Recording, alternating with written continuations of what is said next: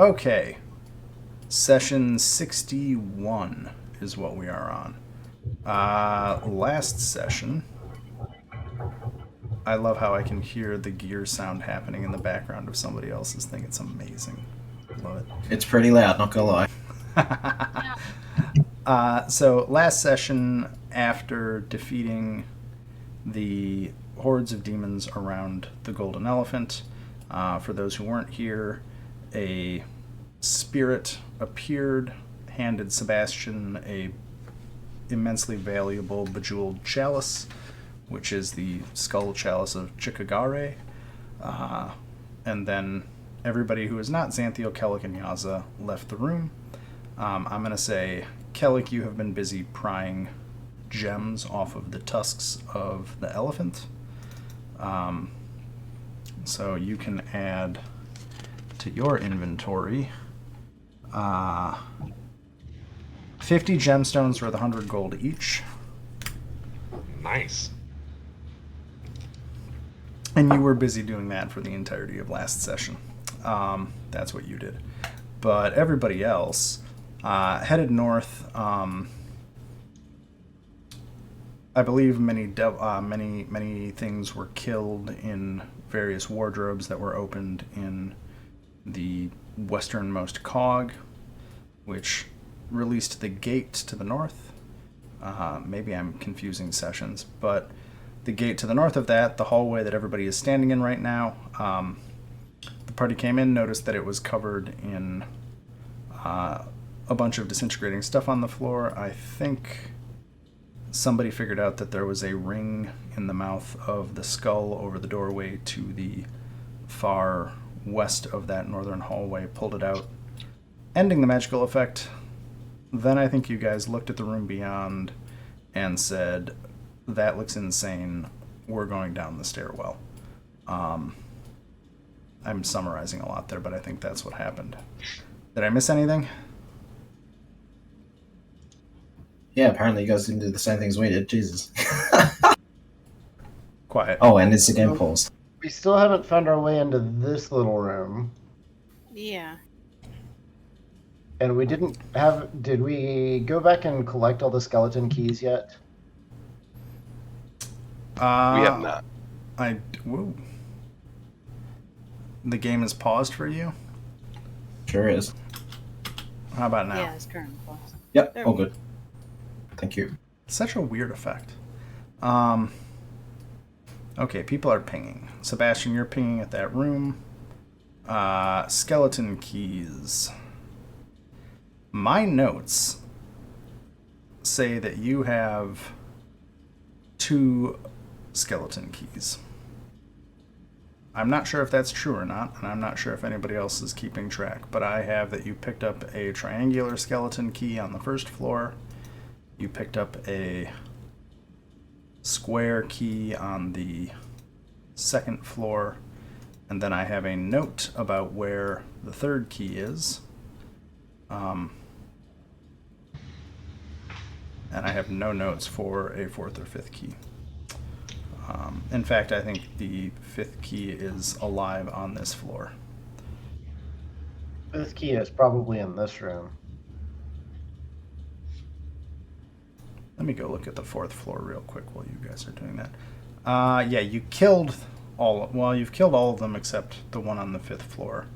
But I don't recall anybody claiming any past the 2nd floor.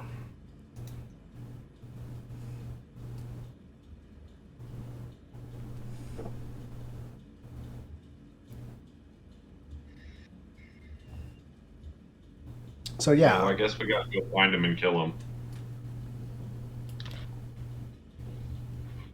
I'm happy to hand wave the 3rd and the 4th ones because the 3rd one is lying dead outside the room you found the beholder in, and the 4th one is lying dead at the T-junction in the hallway on the floor above. So I think if anything, if you guys want to collect those, I will mark time down to do it, but other than that, I don't really care. The 5th one is Kellic, isn't it? Yeah, the 5th one is in this room right here.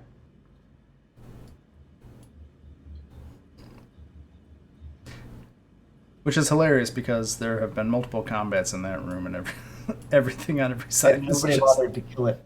everybody's just ignored it. Kellic can't bring himself to kill himself, so even if it is a shitty copy, And on still that looks like an day, Aarakocra. on that day, his heart grew 2 sizes bigger. No, it just looks like an Aarakocra. I'm having trouble moving my token in there. Yeah, the walls are funky.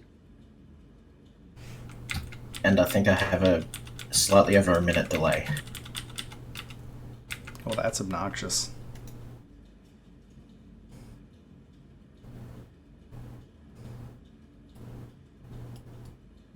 Yeah, so I guess any other questions or anything before I just say, what do you do next? No questions. No, I'm good to go. Cool. I think technically we went down the stairs last session, but I'm just backing us up a little bit just to... Well, Yaza is still in the room with Kellic and the homunculus, right? You guys are, I think, down by Gom, the golden elephant. Its That's name is correct. Gom. Yeah, Xanthiel, you're in the cog, and there is, in fact, the homunculus of Kellic just kind of bumbling about all the corpses in that room. Cool. I try to kill it. Graham's You- like, you succeed. You succeed. Here, just Sweet. for funsies. Let's just what does it get? A multi-attack? It gets a pair of daggers. Let's just see what happens. Just for fun. Alright. Yeah, it flails at you and you kill it. Because I'm pretty sure a 13 and a Sweet. 6 aren't going to do it. No, I mean, it could theoretically hit 30 if it crit. Maybe. Yes. So there. You kill the Kellic homunculus and it falls to the floor kind of pitifully. Just kind of have the idea of Xanthiel just holding it by its head while it just keeps swinging. Kellic, it falls pitifully. Aw. Do we want to go back and manipulate levers in the control room to try and get access to this little space here?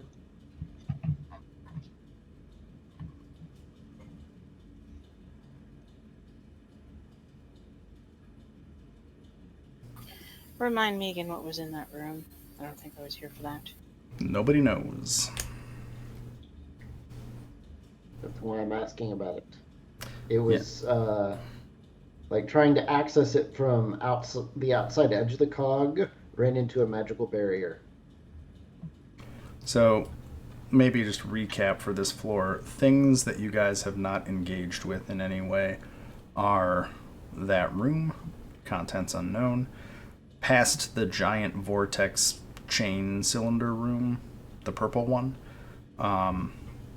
There is a balcony with a hallway leading off it out of that room. That is the other place that I don't think this group... I don't remember if you guys went into the room beyond or not, but I remember it being basically a... Oh, nope.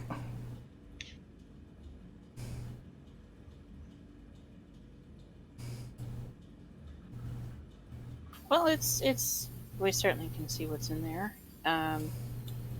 Do we need to turn the gears to access it? Yeah, there's like doorways on two corners of this pentagon on the center cog. And I'm supposing that if we can turn the cog so that the one of those lines up with this room, we can get into it.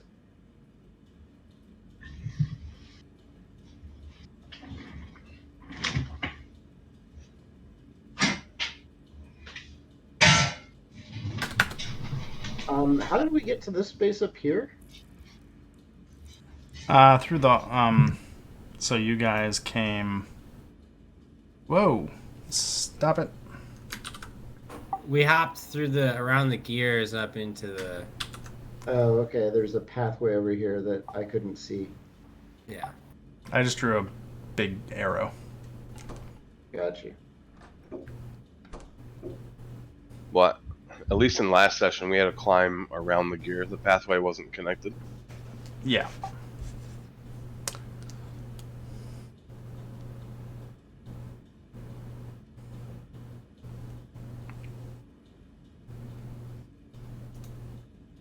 And Keshma is Also, still waiting in the main gear, just kind of waiting to find out how to get to a Sirak, because she is not interested in deviating from the critical path of finding a Sirak and hurting him.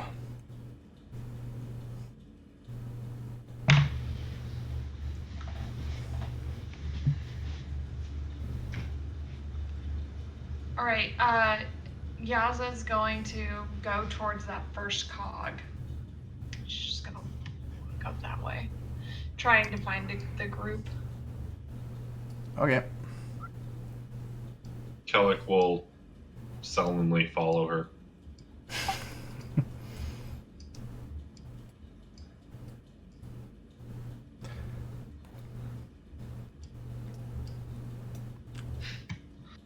Stop.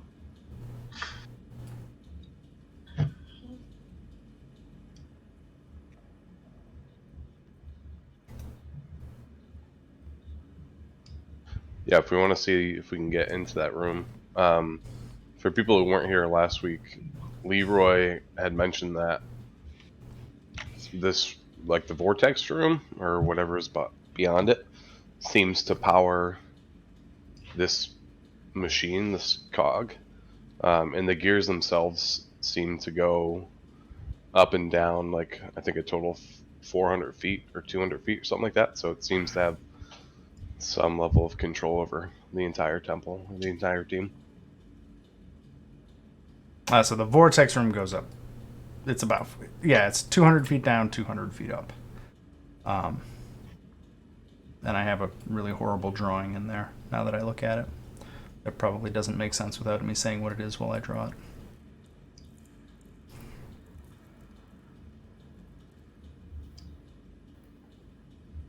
So I'm just gonna delete it. Do you want to explore any of the other cogs, or do we want to go down the stairs? I'm trying to open a explore cover. this room right here. So I guess maybe because navigating around these is admittedly technically difficult. Are you guys all trying to get back to the control room? Are you trying to get to a specific cog? Where do you want to go? Because I can just move everybody if that makes it easier. Yes, please. So where? 'Cause, yeah, I'm like stuck in On a wall. clarification, very wow. But Whatever you guys want to do. Can you move my minions with me? yeah, because I just guess want to I'll know head- where does everybody want? Where are y'all going to? And I'll just move you all there so that we don't spend like 5 minutes trying to figure out where the walls are. Okay. I just need to know where you want to go. I would like to go to the floor down, if possible. I'd like to go wherever I can smell treasure. Right now, you can't smell any. What happened? Guess I'll just type it. Where the hell are you, Xanthiel? I don't even see you.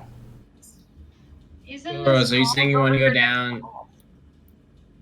So Xanthiel, you want to go down? Okay, I'm just going to put you there because I'm not going to deal with it until Sweet. everybody goes down. Because I think, Sebastian, Teresa, you are trying to figure out how to move the cogs? Yeah. And I'm not going to Yes. try and... Well, you know how to move the cogs, so okay. I'll put you in the control Well, somebody room. knows how to move the cogs. I wasn't there when that happened. I think, Yaza, Kellic, Gibbles, Xanthiel, and Will Ross were here? I think. I was not here for moving the cogs, so I don't know Okay. how that room operates. I know Yaza was here. I was there. I was just about to say that. Yaza was there. And so was Kellic. Yeah, I very much remember that one.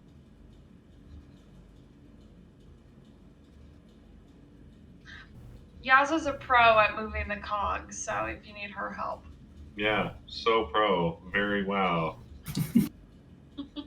Also, Kellic broke off the, what was it? The, lever. Yeah, the gold lever. Yeah, Kellic broke it off and shoved it in the head of the elephant. Yeah, Worked out great. That's what activated the elephant. Okay, so I'm going to say that Gibbles, Will Ross, and Xanthiel, you all seem to be just chilling by the stairwell down. Yep. Mm-hmm. I'm going to ignore you guys for a bit because I don't want to try and run two maps at the same time. Because, no.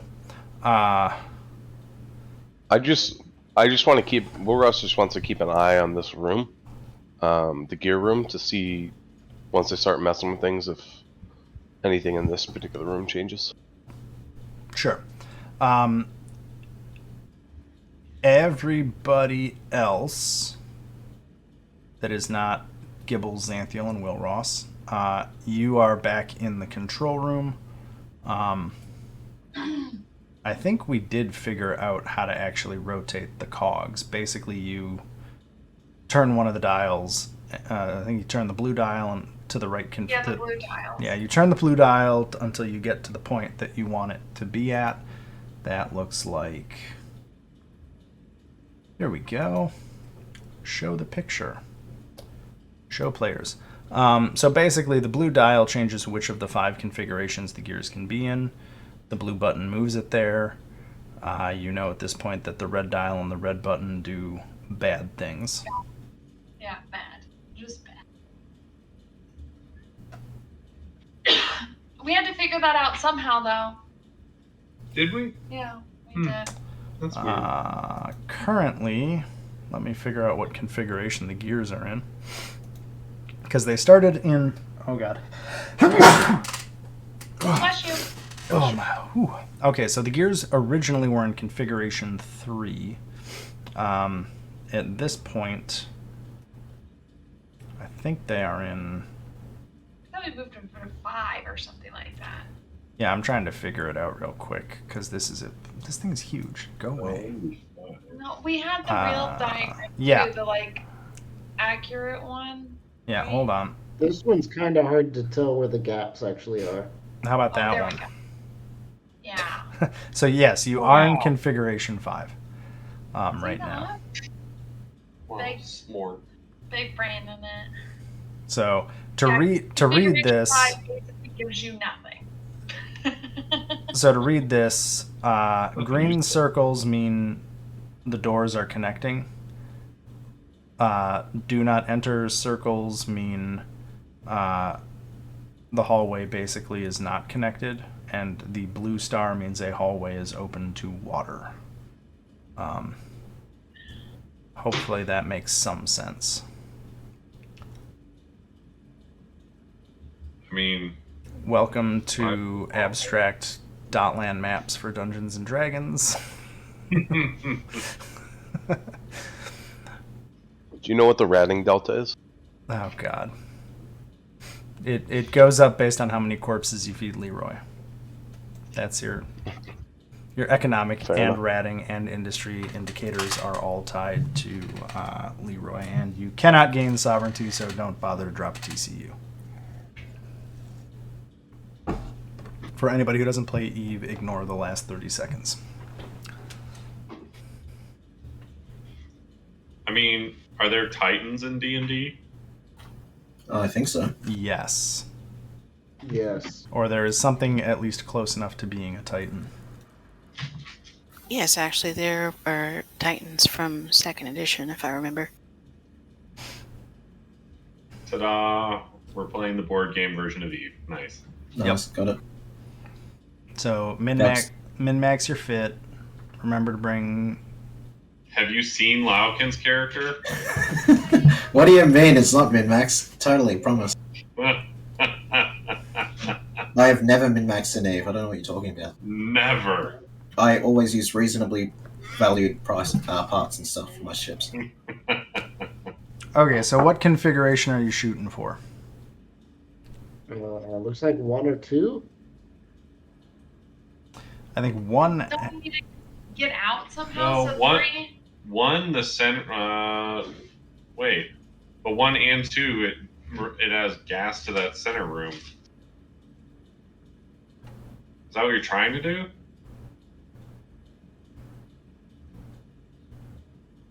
I'm The trying to get 58 to room number 63.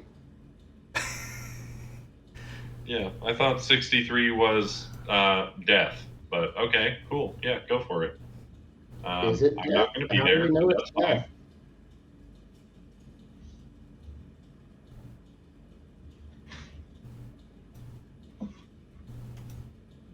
Calic will How do just we know? bird blink and be like, I'm not fucking with any of you. All right.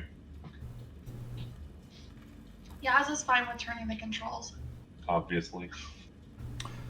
So you're at 5. If I hit the button once, you'll go to configuration 1.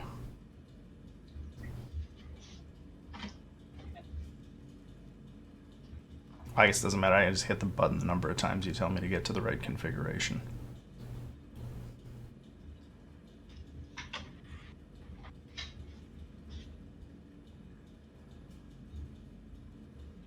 Apparently that's what we're doing. So yeah, let's do that. Yeah. Yeah, that's fine. Once the cogs turn, are we going to be able to exit this room? Like, can we still go around the outside edge of the cog? Yeah. Okay. Well, I was thinking like me or Calic or whoever wants to, somebody could stay in the control room, and we could always, so that way somebody can like change the configuration. Sure. I don't know. That's what I'm. Yazel likes playing with the controls, so maybe she should stay. It seems like a Sounds good to safe me. idea. Like, did Leroy tell us anything about what was in this room, or does he even know? I don't think anybody has actually spoken of that thing in character. Yeah, I don't think so. Like, I have described it a few times as being inaccessible due to it magically sealing to the gear below it. But beyond that, I don't think... And you guys have climbed around it, but I think that's as much interaction as it's had. I think it's going to kill us. Sebastian wants to go. He's tired of being a paladin. So it's his time. He's decided I must know what's in that room, whether it kills me or not. Nice. Okay. Attaboy, Sebastian.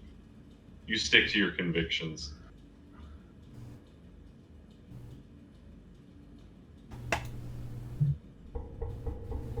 Sorry. I'm hitting a button, Thank you. and I'm rotating gears. Because I'm assuming we're at least going to get to configuration 1. Will Ross, you notice as all the heavy clanking and grinding happens, the chain wrapped around the cog in that room does kind of unlock and move while you're hearing and feeling the vibrations from the rock wall beside you. Okay.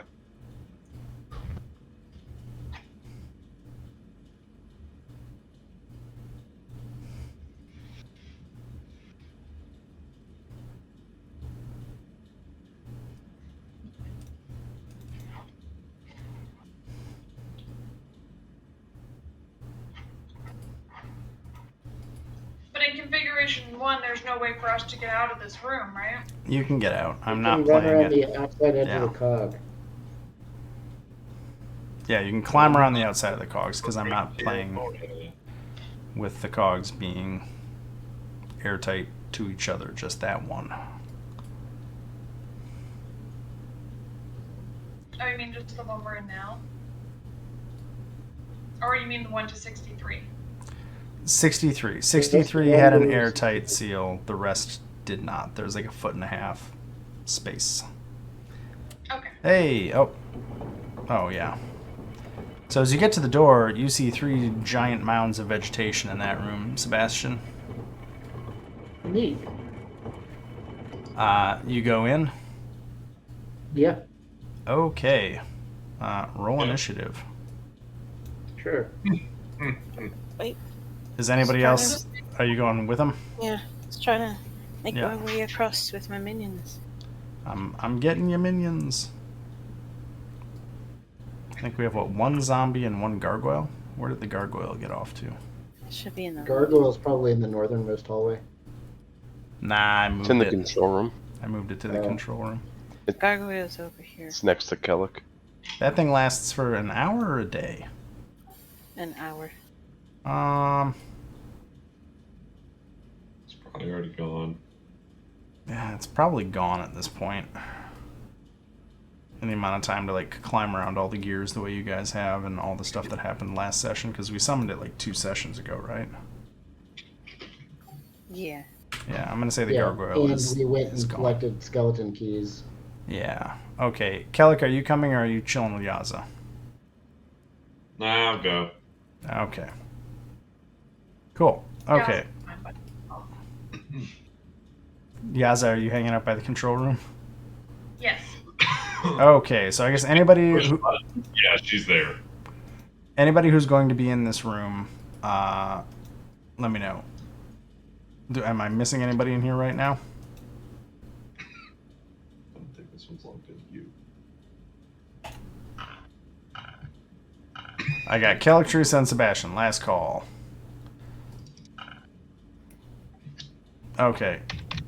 Then, Kellic, roll initiative, and we're gonna do combat. Here, roll initiative for me. Because these mounds of vegetation are animating. Whoa. Animating. And why can't I move anything? Sorry, I'm having severe issues right now. Okay, Kellic, it is your turn. As these mounds, there's a lingering gas kind of filtering out of this place, and there are 3 giant mounds of vegetation that, as you guys start entering the room, are present. Oh my God, what's happening?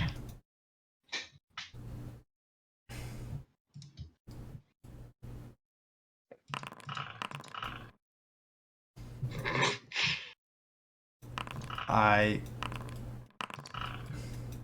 can't control my map or anything.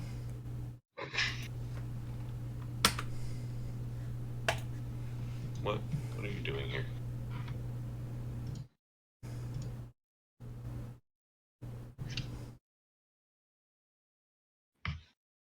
Okay. So,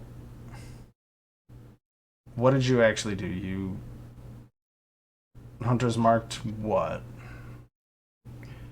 Okay. That one.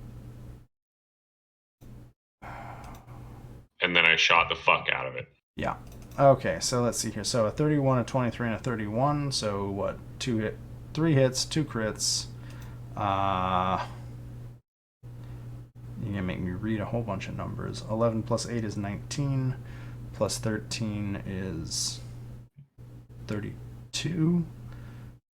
Plus another 13 is 68 damage. Is that the total? Is 68? Yep. Okay. You do 68 damage. That's funny. Okay. You do 68 damage to it, firing your arrows in, knocking chunks of vine and vegetation off of it. It is still kicking. Teresa. Jesus. It is your turn. Okay, Shambling Mounds. Alright, I have just a spell for that. Uh-oh. I'm going to cast Blight on this one that's in front of me.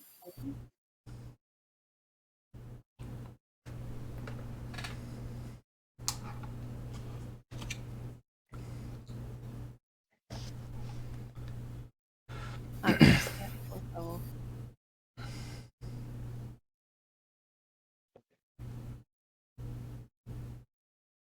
It's a con save. A magical plant. Okay. So I make a Is at disadvantage. cool. Saves Constitution. Let me roll that to disadvantage.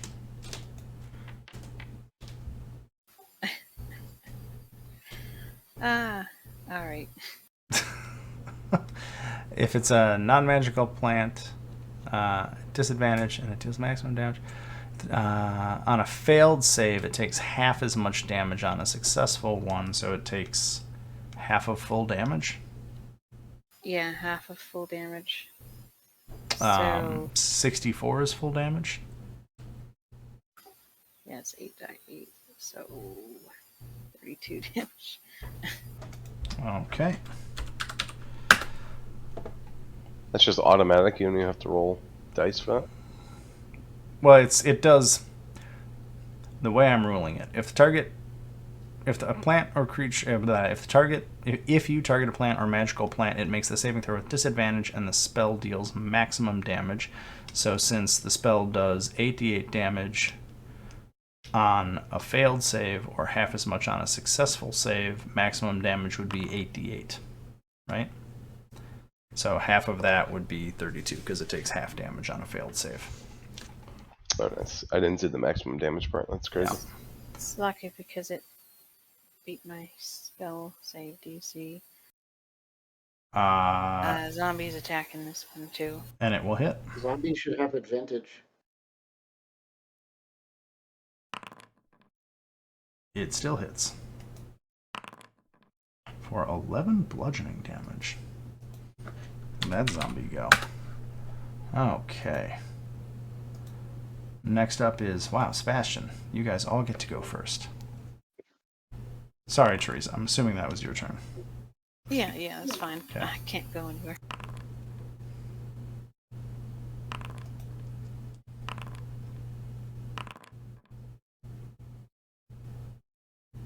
Okay, so... I need to figure out how to get multi-attacks for you guys. So those are all going to hit. I'm assuming you're attacking the one right next to you. So 12 Yes. plus 24 plus 7 is 31 plus 11 is 42 plus 46 total. Right? Yep. Who knew arithmetic was going to come back when I started running D&Ds in my late 30s? You whack it a good couple times. It is starting to lose chunks of vines and foliage, but it is still going.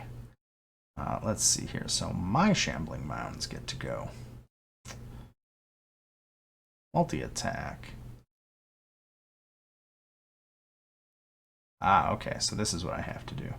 Okay, so I think Sebastian, it's going to go after you first with 2 slam attacks.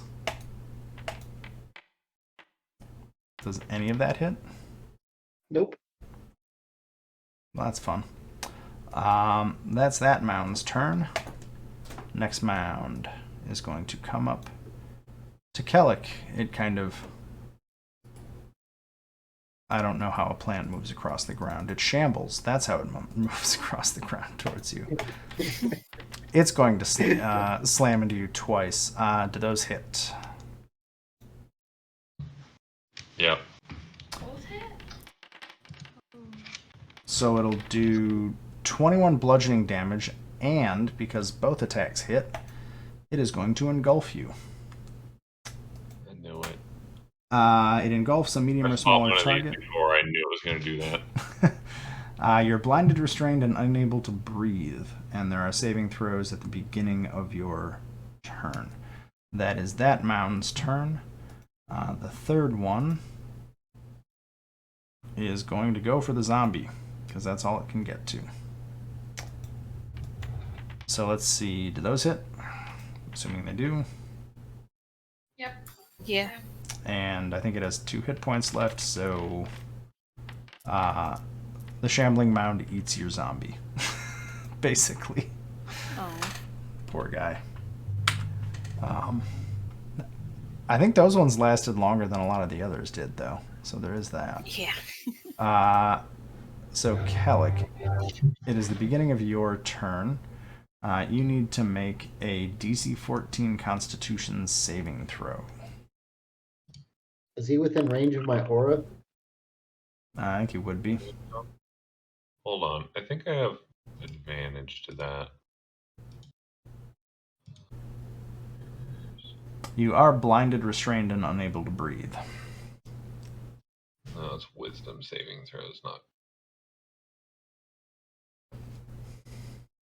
No, I don't think the +4 from my aura turns that into a success.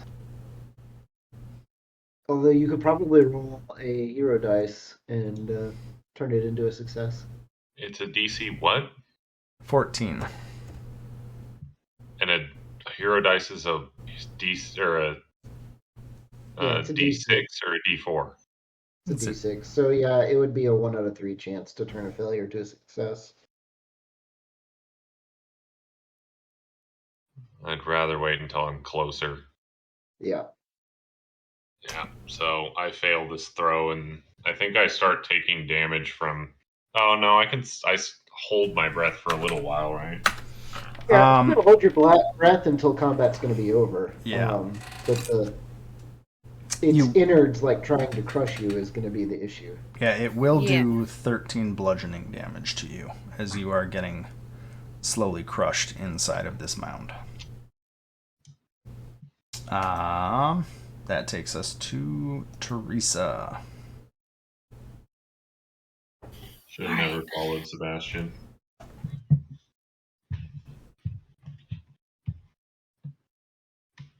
Let's see something here.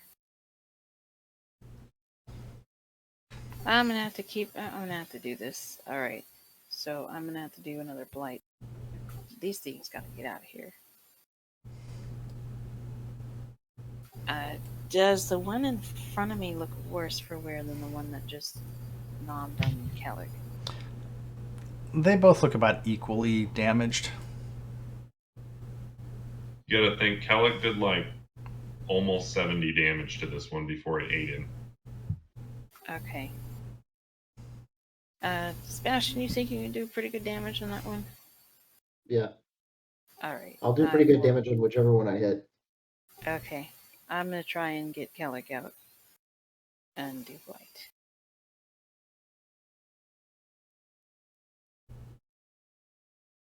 Which one am I? The Kellic one? Yeah, okay. So I need to do a con saving throw? Yeah. Let me do it at disadvantage. That's better. It fails, and it does max damage. Yes. Oh, that didn't work. That worked. You basically wither it into little bits and pieces, and Kellic, you are able to burst out of it as it withers and dies around you. Kellic will thankfully bird blanket to. Be more careful next time. That's my turn.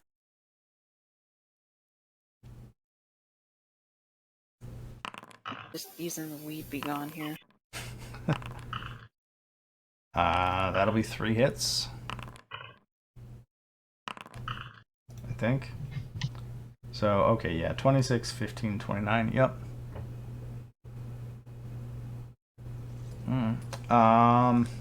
Okay, so 14 plus 17 plus 13 is 30, 37,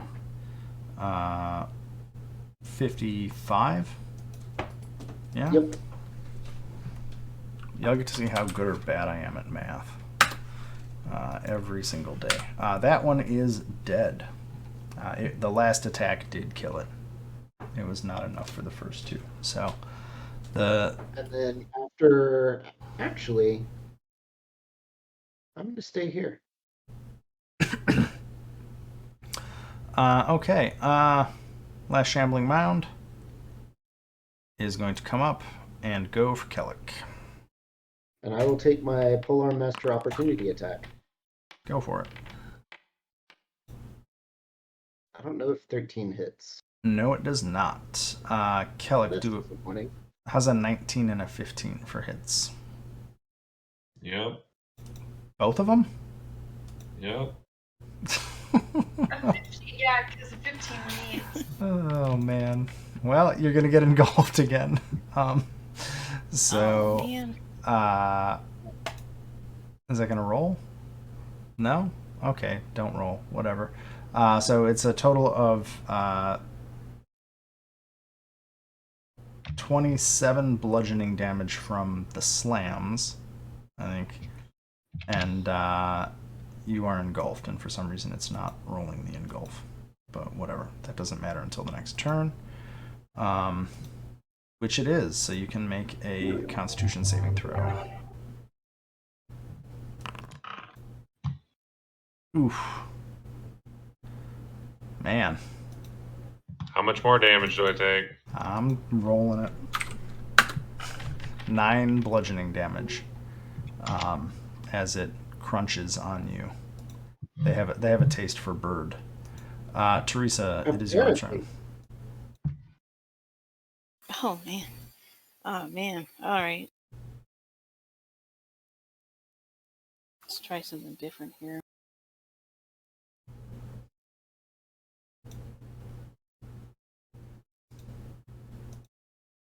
Yeah, because I'm trying to conserve spell slot fire, so pop off with some finger guns here.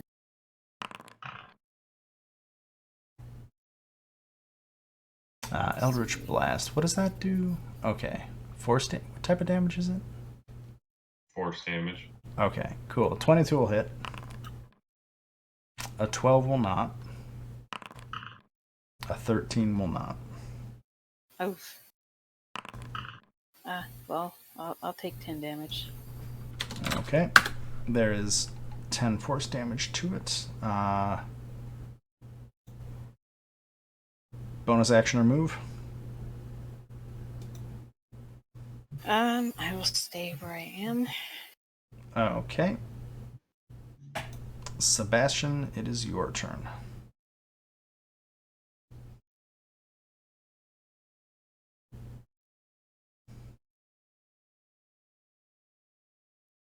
Alright, I'm checking a spell real quick.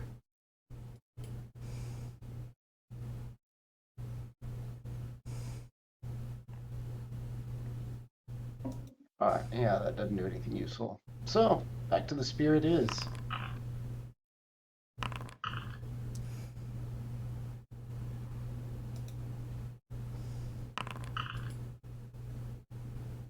Jesus.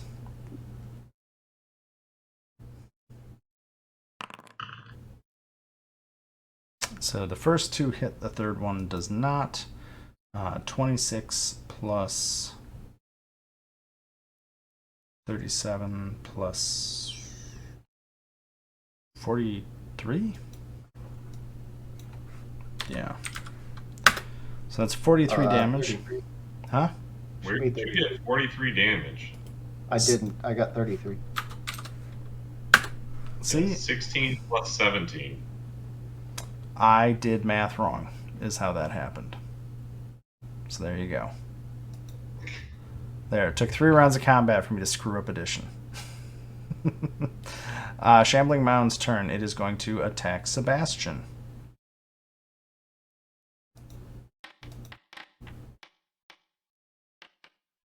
Did I hit The second one will hit. The second one hits. That's 13 bludgeoning damage. I take 26. Because you're weak to that, right? Correct. Yeah. Okay. That's the Mound's turn. Kellic, you want to make your saving throw?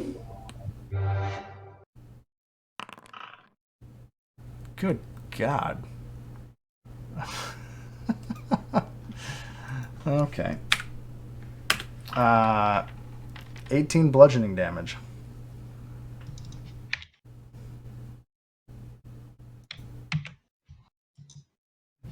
Oof.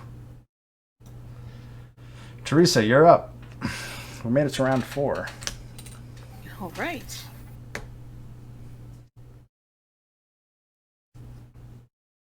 All right. Let's see.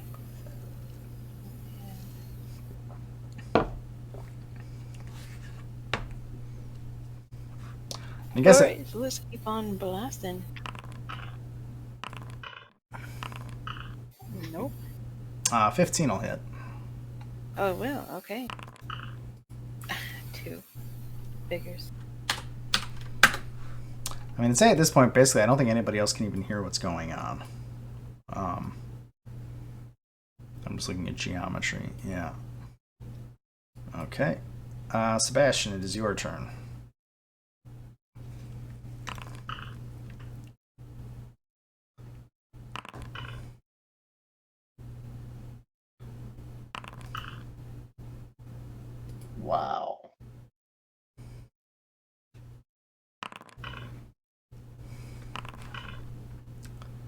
So 17 damage on the first one, and the bonus attack is going to do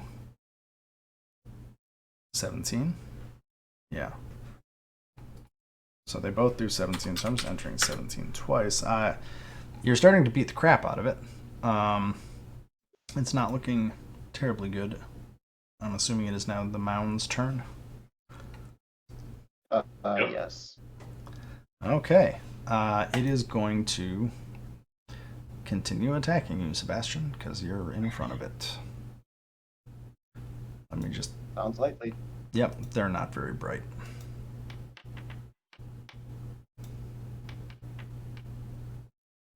I think those both miss. Correct. Okay. Kellic, save and throw time.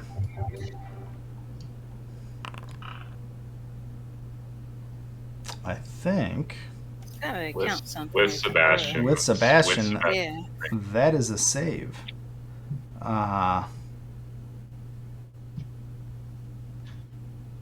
That's weird.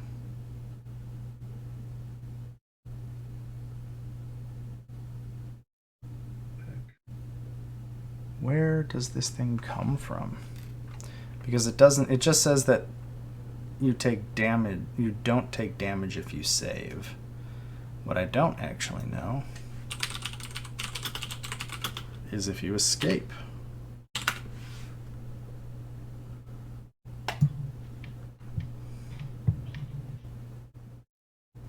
I seem to remember that the Constitution saving throw was to prevent damage, Yeah. and then you had to like simultaneously after succeeding in Strength, you had to, or succeeding in Constitution, you then had to succeed in a Strength check That sounds right to me. because you like the Constitution save is like just preventing you from taking Yeah. damage. I think that's how it worked the last time I played one of these fucking things. That being said, we had a Warforged cleric that just summoned fucking what are those flying hammers, and like the Shambling Mound was trying to run away, and it was like not hurting him, and it just killed it slowly. It was pretty hilarious. He was the perfect person to get hit. Yeah, I guess I'll say Maybe because work it with doesn't the say. Warforged. I think you try to get freed like you would try to get free from any grapple. Yeah, which is just a.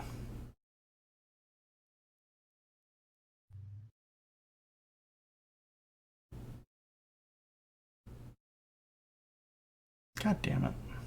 Where are the rules about removing grapple? Thought it was just a strat or a Strength Flat. athletics. strength like competition. Yeah, it's a contested roll. So just strength versus strength? That sounds fine to me. Let's do that. And I think the person trying to get free could do strength athletics or Acrobatics, I thought. acrobatics. I'll go with whichever. I'm going to go with strength athletics for the Shambling Mound. And you win, so I will say you are free. Yeah.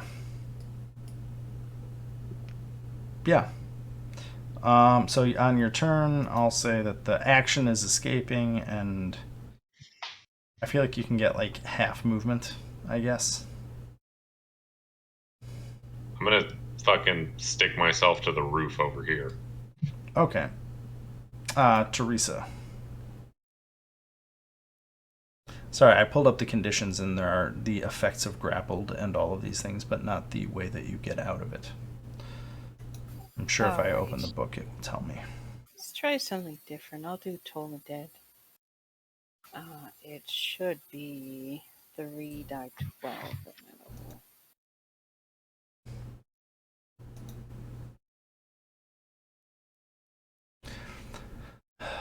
Oh, I didn't record any of the combat. That's good. Good job, me. Point to one creature you can see. It sounded dull or spell fills the air. Must see it on a wisdom saving throw. Wisdom. Don't think it succeeded on that. So that's Nope. a cantrip. 3 die 12. It rolled a 3-8. I don't know what. Yeah, it should be 3d12. Is there a command to roll? Just roll 3d12 maybe. Okay.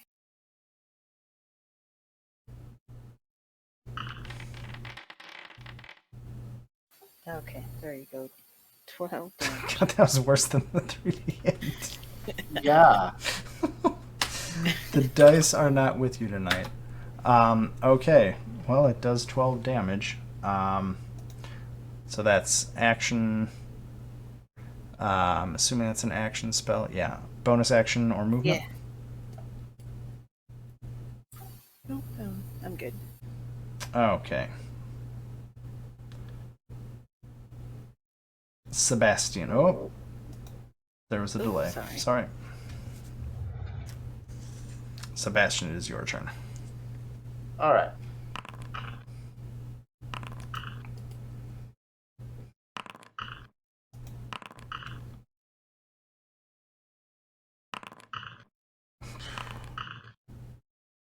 Okay, those are all going to hit, so I'm just going to do this one at a time. 14, followed by 18, followed by 16. Hey! With your final spear butt hit, you reduce the pile of leaves and rotted material. It quivers once or twice and then slumps to the ground and is dead. And you have defeated the Shambling Mound puzzle. Yeah, definitely a puzzle. You have solved my Shambling Mound puzzle. Sorry, does anybody here listen to the Adventure Zone ever? Nope. Okay. First season. That's Griffin. You've solved my puzzle, whether it was a combat or a puzzle. So at this point, there are 3 big piles of no longer Shambling Mound. And there is the central cog has connected to the chamber to the north.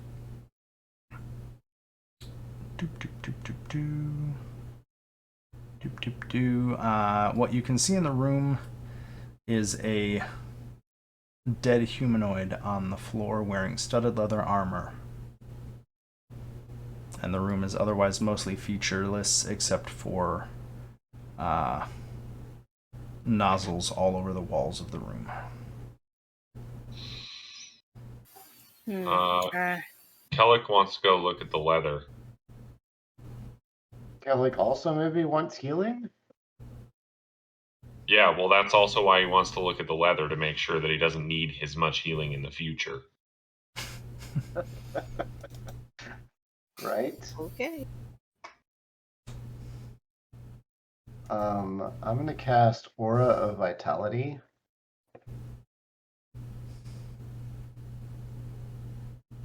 Spellbook. I'm gonna use my Pro power to regain a spell slot. Okay. Well, you guys figure out the Aura of Vitality. I will be right back, okay? 3. Oof. Well, I mean, since we're out of combat, you know. Well, I mean, it goes off 10 consecutive rounds. Yeah, so you can probably 2d6. just keep. How much are you down, Kellic? 75 points.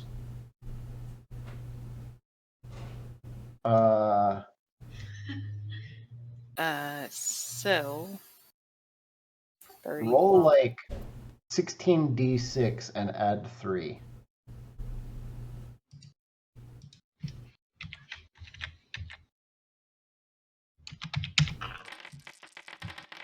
Alright, that's how much you get back. Thank you.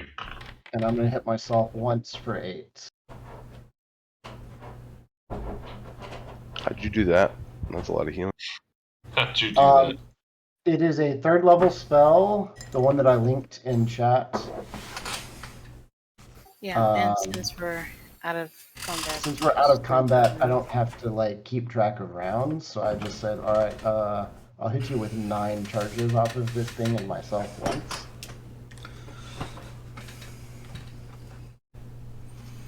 figure out the aura of Wait. vitality? What charges? It doesn't. It's for 10 rounds, 10 consecutive rounds as a bonus action. I cause one creature in the aura to regain 2d6 hit points. I just had him roll. Haven't like, you 8 done rounds this, worth at Lyokin? once. Yeah, I have a similar. Well, it's not. Mine's not an aura, but it's positive attunement, where it lasts for a minute, similar to this, and it gets 10 because around Yeah. is 6 seconds. So I think it's the same spell in 2 different games, basically. yeah, it's basically just 10 of whatever the roll amount is. Also have lay on hands. How much are you still down, Kellic? 1 second. I am still down. Let's see, 19. All right, I'll top you off with lay on hands, Thank you. and I will top myself off for another 10. There's a lot of hands being laid right here.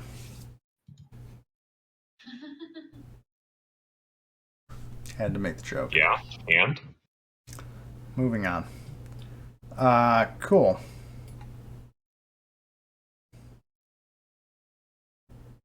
Oh, I guess that takes me to my normal max hit points and not my Hero's Feast boosted max, but whatever.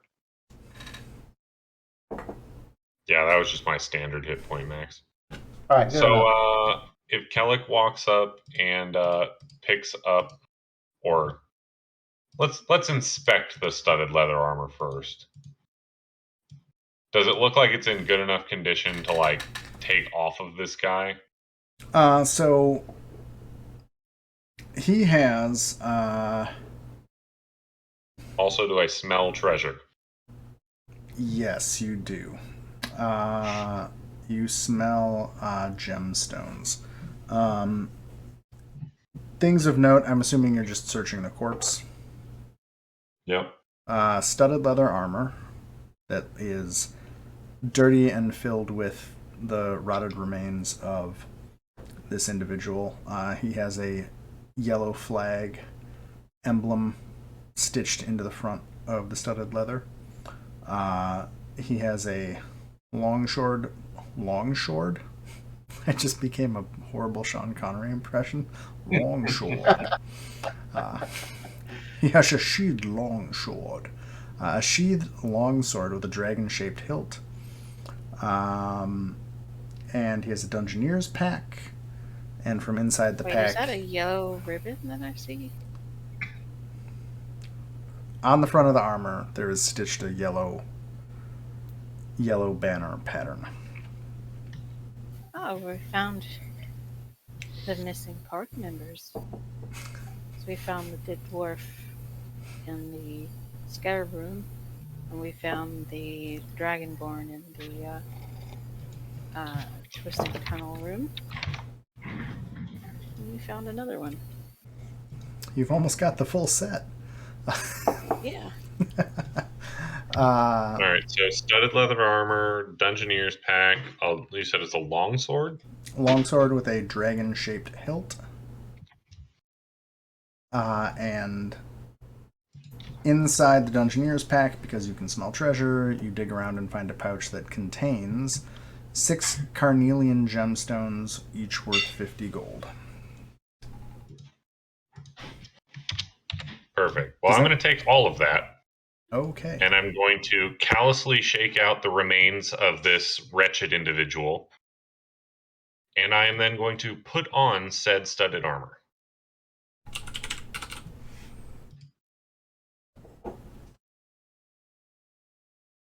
And then I'm going to show the sword to, I guess...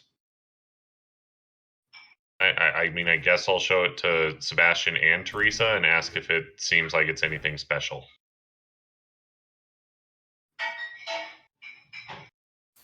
Wait, did you guys need something identified?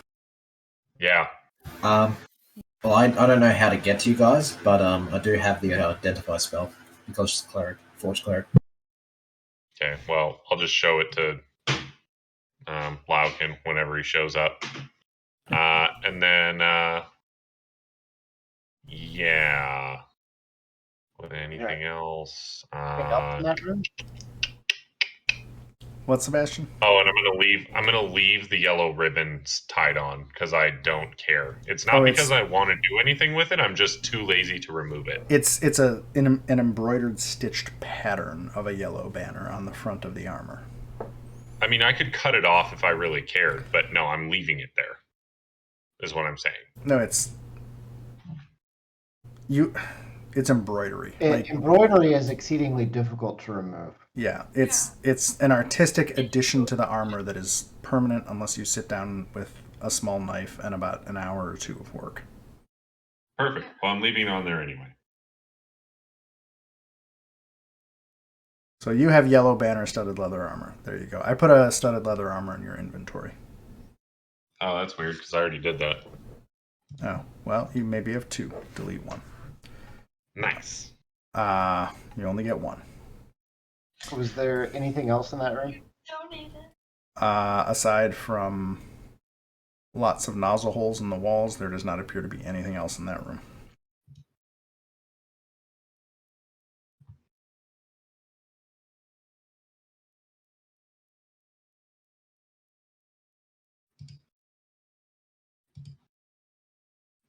Okay. All right. You know, well, I need guess another zombie. And I got a spell slot. Yeah, I'm done here. I don't want to waste a perfectly good body. Sebastian is now pissed. That was not worth the time. Was for me. So I'll Even though I got beat finish to shit. zombie here. That 1/1 sweet AC. There's a Hey, zombie. I mean, that one AC would have made it so I didn't get engulfed the first time. So Fair enough. Okay. So the rest of you have just been waiting, I guess. Sorry, I don't know how else to resolve that. No, that's fair. I just didn't know how to get there without, like, Well, I don't think anybody knew what was going on is the other problem. Yeah. So, like, gears turned, and I guess a bit later... Kellic, where are you going? following the group.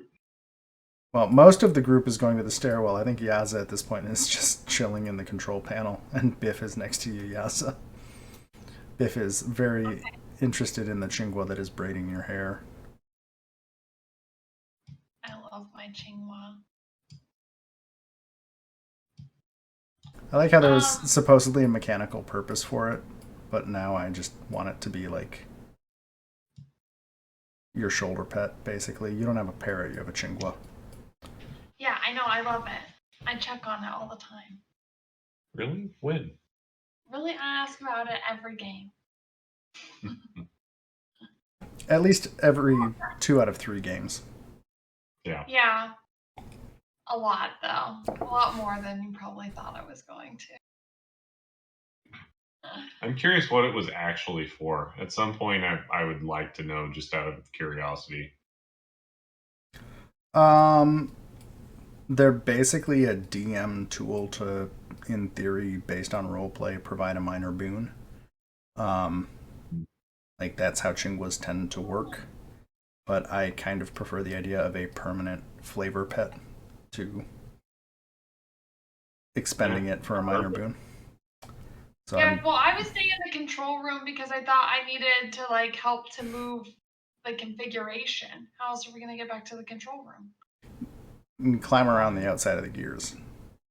Oh, okay. Well, then I'll go and follow the group. Okay, I'm just going to move you guys. Okay. The whole gang is back together, all of you and all of your NPCs. Yay! Woo! We So, did it. Sorry, everybody else.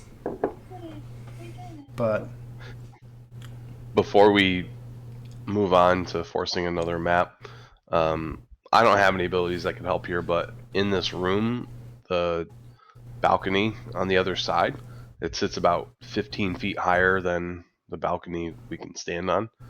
So I don't know if anyone has any abilities that can help us get over there to explore the other side. Here, You like flying? I'll draw the mean picture like- again. Flying would be a good ability. So I'm drawing on the map a side view of this room. On walls. Yeah, or Okay. I could either fly or Looks like simply a just giant walk finger. on the walls. So there's a gear 100 feet below you. There are chains that wrap around the gear, extending up into the top of this vortex. And just for fun, we'll say that there is also a loop of chain that goes down. Why not? And then the balcony on the east side of the room is 15 feet lower than the balcony on the west side of the room. How far apart are the chains? Let's say about 10 feet. So the chains are like 5 feet from you, 10 feet from each other, and 5 feet from the other balcony. Whoa. Why do I have control of everything? What the fuck? Okay. Well, I guess I'll turn to Kellic and say, hey, Kellic, do you want to see what's on the other side? Let us know if you can get there safely. Kellic's gonna like walk around the wall and not fly. Just to Just show because off you your can. trickster god power. Yeah, exactly.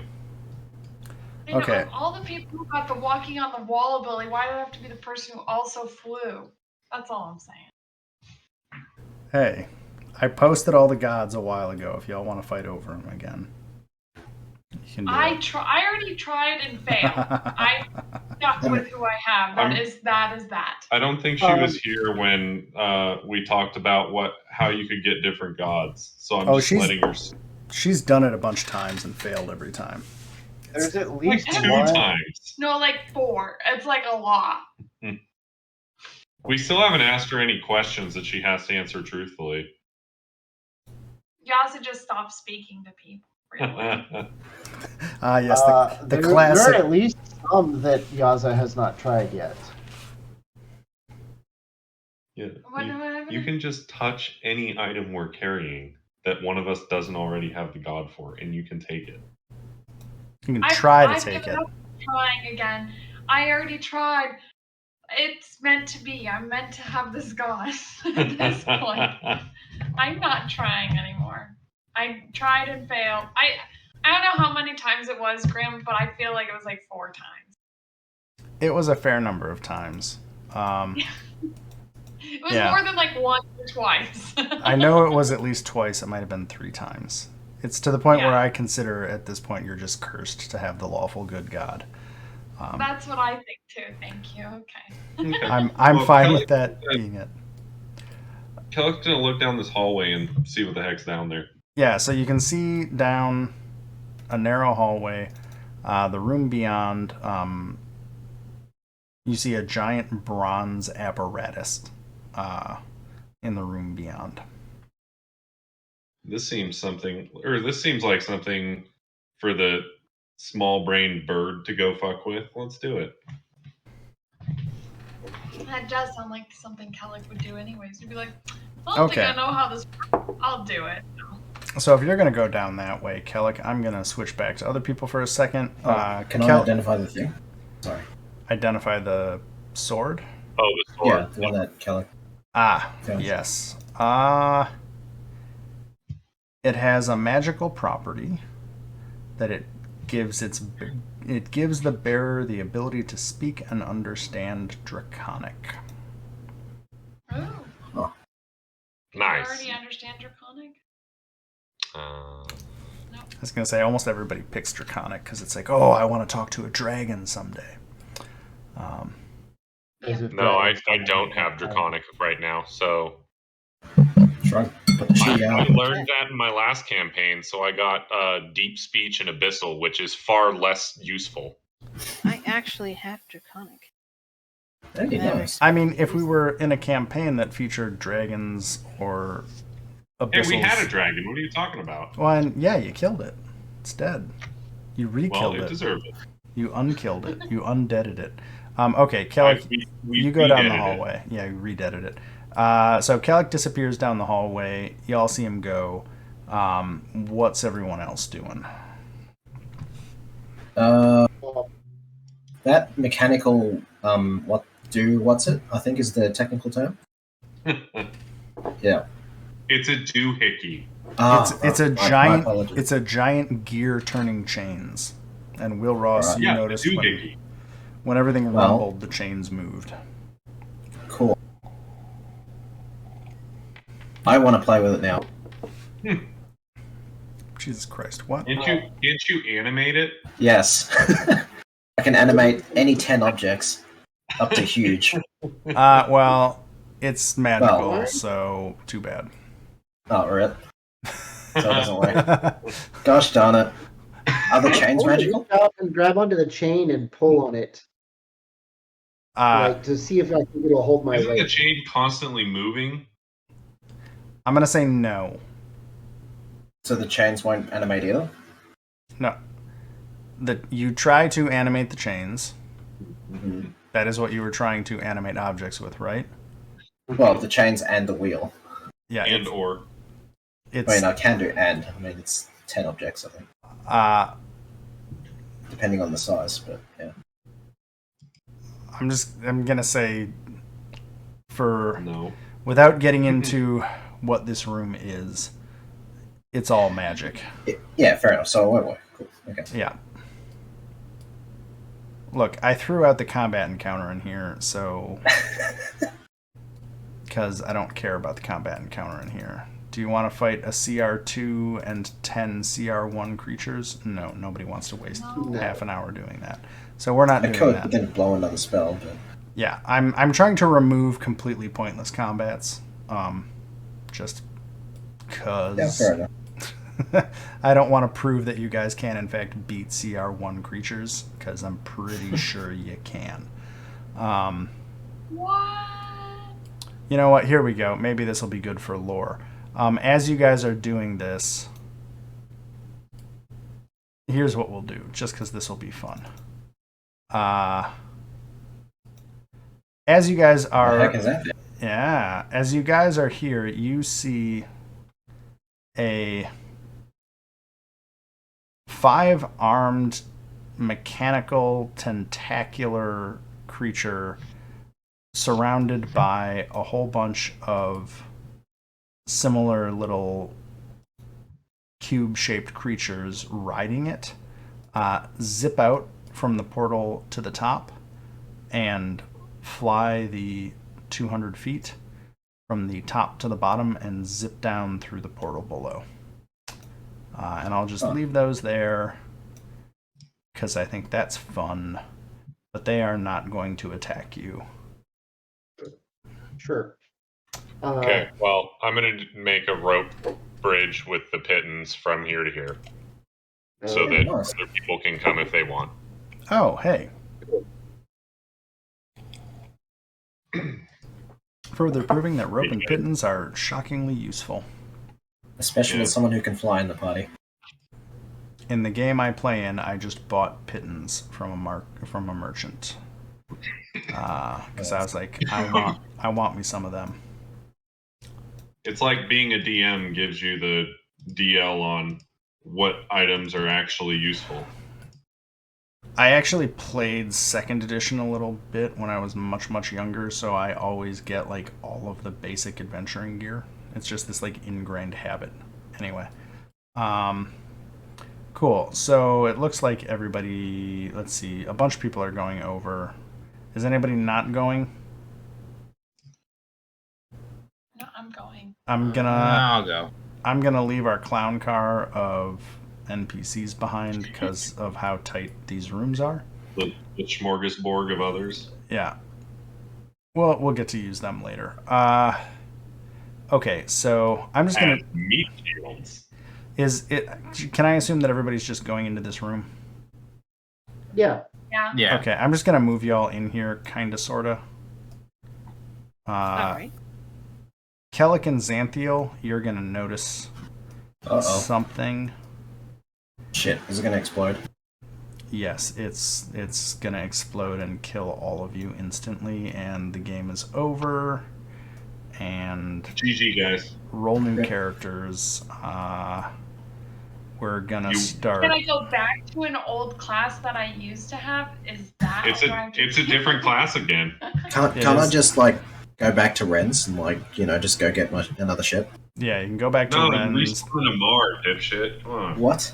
No one sets their place to a mark. Who the hell stages out of Ren's? I just feel bad Don't for it. start. Don't start. Oh my god. Don't even. No, this. We're not starting that conversation right now. Well, you see, you can have direct. No, controls in stop. Ren. Stop. We're not talking about Ren's right now. Because half of the people here are just going to be like, what the fuck are these people talking about?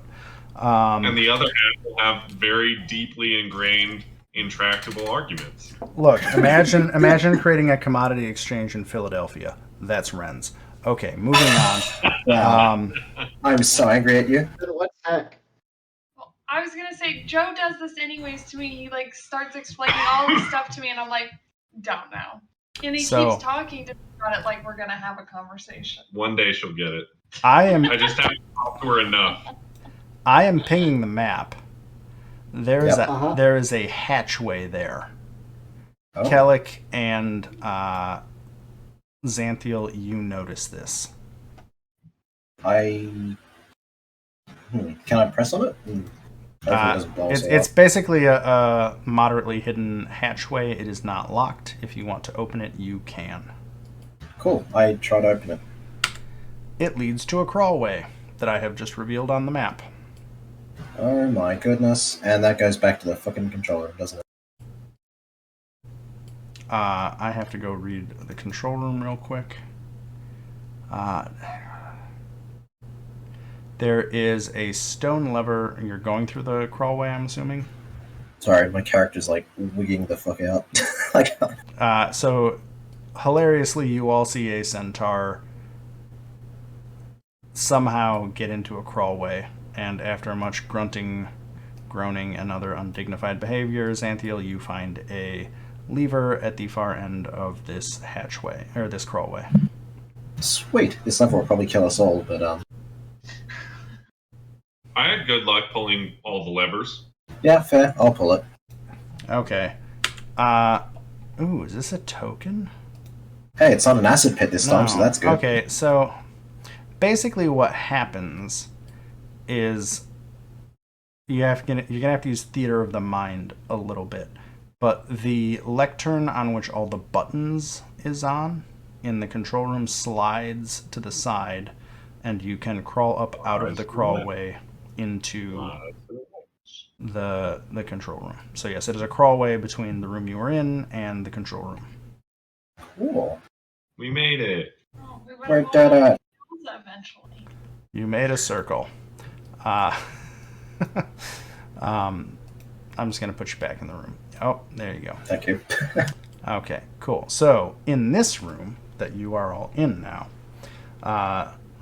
boxed text incoming. The chamber contains a bronze apparatus centered on a hinged arm. Slowly rotating within the arm is a 10-foot diameter globe decorated with a topographic map of landforms and oceans.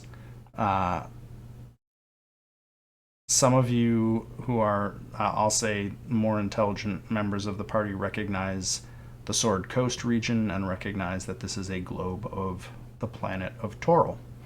Around it, concentric rings of brass constrain the device, all rotating and bearing their own lesser spheres. One of these spheres has sharp points and appears sun-like. Around the walls of the room there are carvings of tall, headless figures.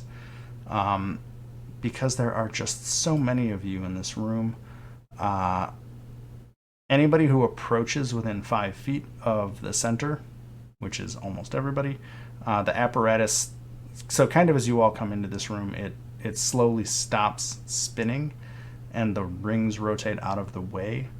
The surface of the globe of Toril peels back to reveal a dark, hollow interior. Inside is a padded bronze chair with levers built into its arms. There's levers. Oh, Yaza wants to pull those. Well, yeah, Yaza is very curious about them. in case the description wasn't clear, this might not help at all, but this is an Armillary Sphere, which is... Do any of you know what an Armillary Sphere or an orrery is? An orrery, I know what it is. So this is like an orrery, but instead of being centered on a sun, it's centered on a planet.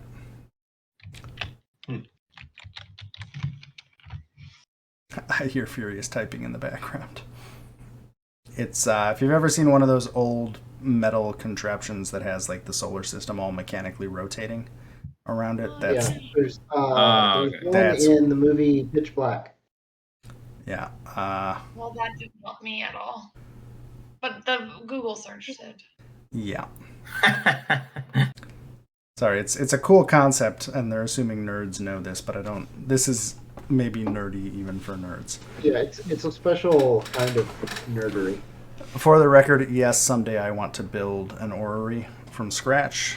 That will surprise probably nobody who knows my other hobbies, but whatever. Yeah, I was gonna say not shocking at all. Why? Because it's cool, that's why.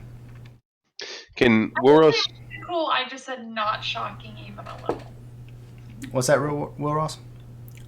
Can Wilros make a history check or something to see if have any familiarity with this based on my knowledge of the tomb? I'm going to point at the spiked orb and say, is that supposed to be the sun or the elemental plane of fire?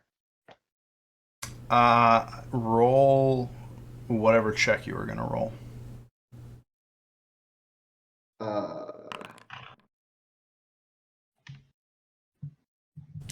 So you're trying to figure out if you recognize this, Will Ross?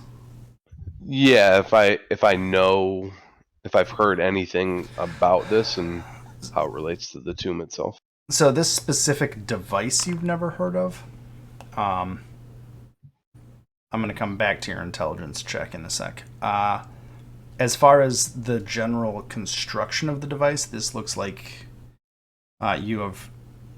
you're familiar with these devices and have heard of them before, in the sense that like they're usually ornate decorations for nobles that are fascinated by astronomy or astrology or planar studies.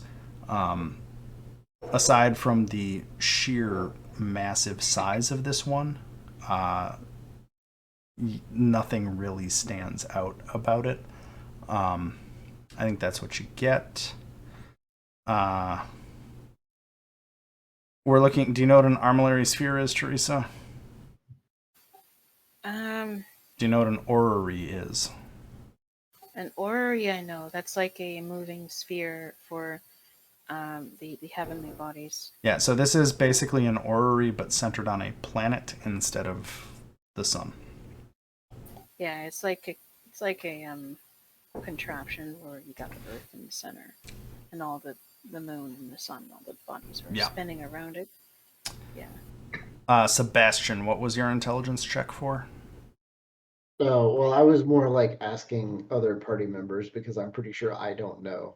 I was pointing at the orb that looks kind of like a sun and saying, is that supposed to be the sun or the elemental plane of fire? I can do Like, it. which sort of cosmos is this modeling? Can I roll a history or arcana for that? Sure. I'd say history is probably more relevant.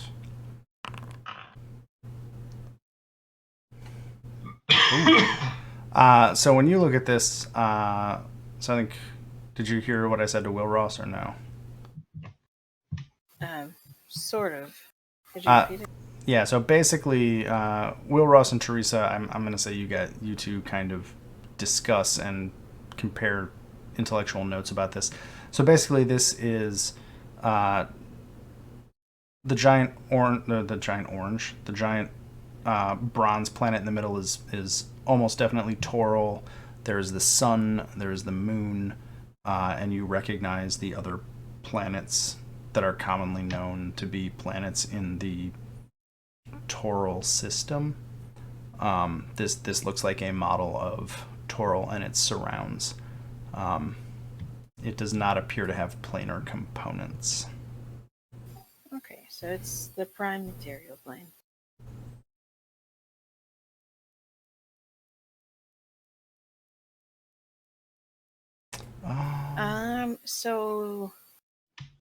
So is there anything particular about the position of the heavenly bodies around the Earth?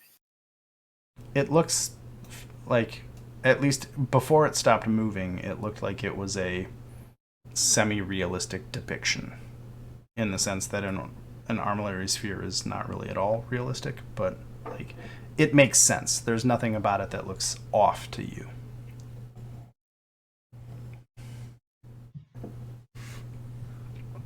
Is it depicting a particular time or season?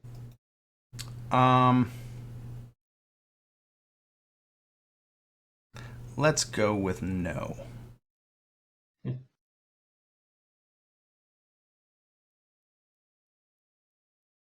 And right now it has ceased moving and is open, revealing a chair inside. Xanthia It had will. levers. So, can Xanthia like touch one of the planets? Go and grab one. Not like pull it off or anything, but just touch it. Yeah, nothing happens. Can she move it around? Like on? I'm assuming it's on like one of those swivelly arm things. You can push against it, but it doesn't. It seems like if you push too hard, you could move it, but she doing might so break would it. probably break it. Oh. And I know you know how this works, so. Yeah, that's why I know. Not too much. I know that one you of us- know that I know that you know that I know that you know how it Is works. there any symbols in the room that match the symbols on the planets? The answer is no. This came up in our last session with the Saturday group.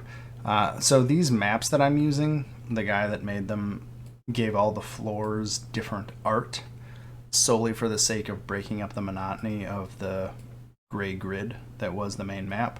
The floor in here doesn't mean anything. It's just a nice texture. I think we spent a long time on that, and I had to just give up and say no. Tor added a pretty picture,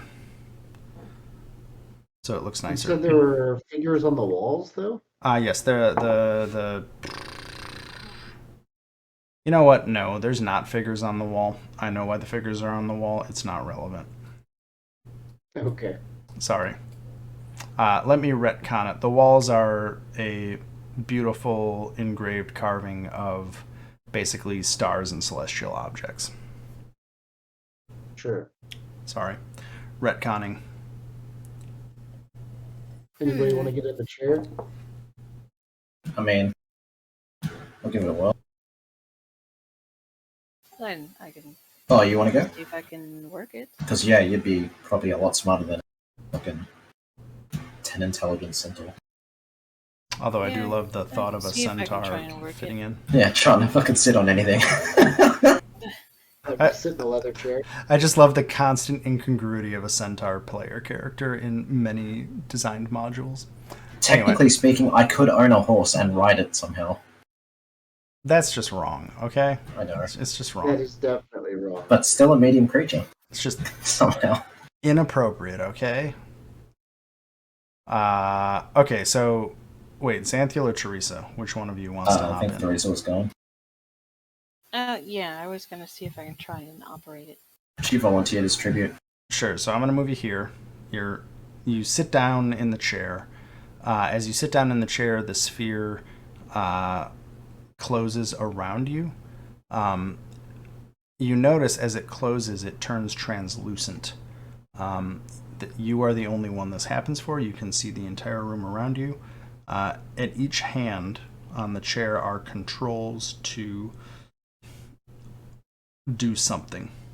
You assume adjust the sphere and the locations of the planets. Yeah, that's exactly what I'm gonna try and do. See what they all do. So you start pushing buttons, moving levers. It moves the planets around. Are you trying to move them towards any specific goal, or? Yeah, maybe try to align the planets towards an entrance. Okay. Do you want to like line them all up or put them in a specific config? Okay, cool. So we'll call that a conjunction because that's what planets lining up is. So you, after a few minutes, you're able to do it. Everybody else, you are noticing Teresa, or well, not Teresa, but the sphere closes around Teresa. To all of you, it is opaque. It looks like it looked before it opened. Teresa, as you align all the planets after figuring out the controls, can you roll me a D100? 99. 9. It's either really good or really bad. Yeah. Roll me a random. roll me a one roll me a Roll me a one new roll me a 1d4 plus 1. Oh, you are gonna. Okay, this one. Your intelligence score permanently increases by 3 Oh, great. as you feel. Actually, I'm sorry. Your intelligence goes up to 22 because you have passed the maximum. You have passed the player character maximum, so you are capped at 22. Damn. Nice. Yeah, that's pretty cool. As you do so, the planets align. You feel kind of a tingling sensation over, as you feel even smarter than you already were. And then the planets reset and the sphere opens. And you are sitting on the chair.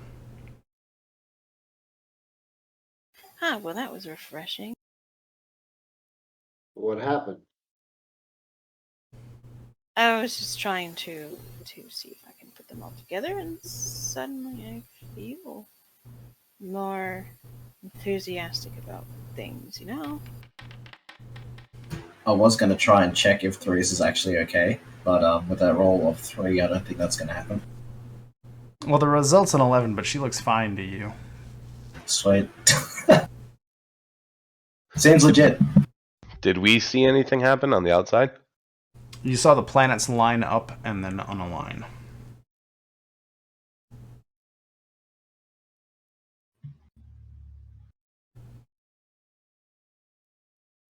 So basically, Teresa got in, the sphere closed. After a while, the planets all started moving around. Eventually, they lined up into a configuration that it's a conjunction. So, like when all the planets line up, that's called a planetary conjunction. They all lined up, and then after a few moments, they reset to their initial configuration, and the sphere opened with Teresa sitting in the chair. Well, you're not dead, so that's good. Yeah, at least that much. So, anything happened while I was gone? I think so. You weren't gone for long. I don't know.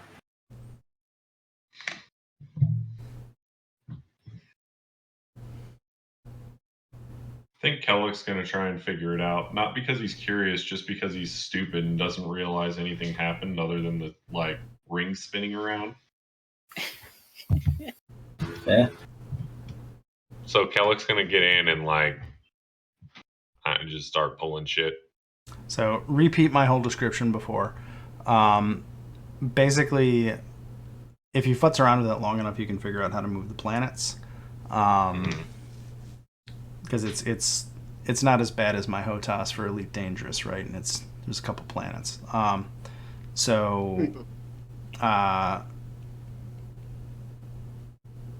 Yeah. Do you want to eventually replicate what Teresa did? I want to pull all the levers and make it do the same thing. Yes. Okay, because I don't really feel like arguing over and over again. Or yeah. So roll a D100 once you finally figure it out. 52. Okay. You get a Charm of Heroism effect.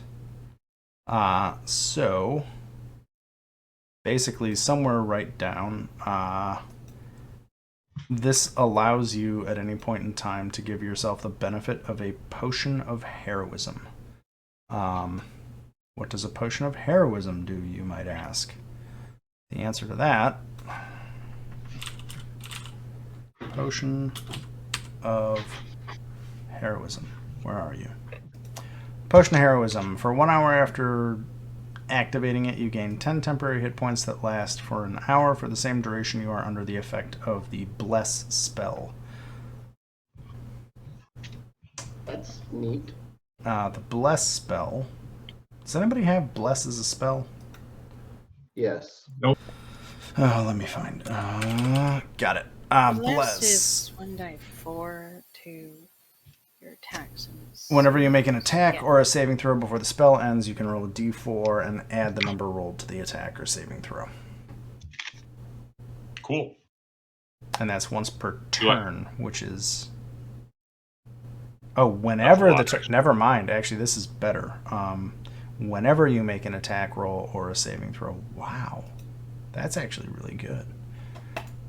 So you...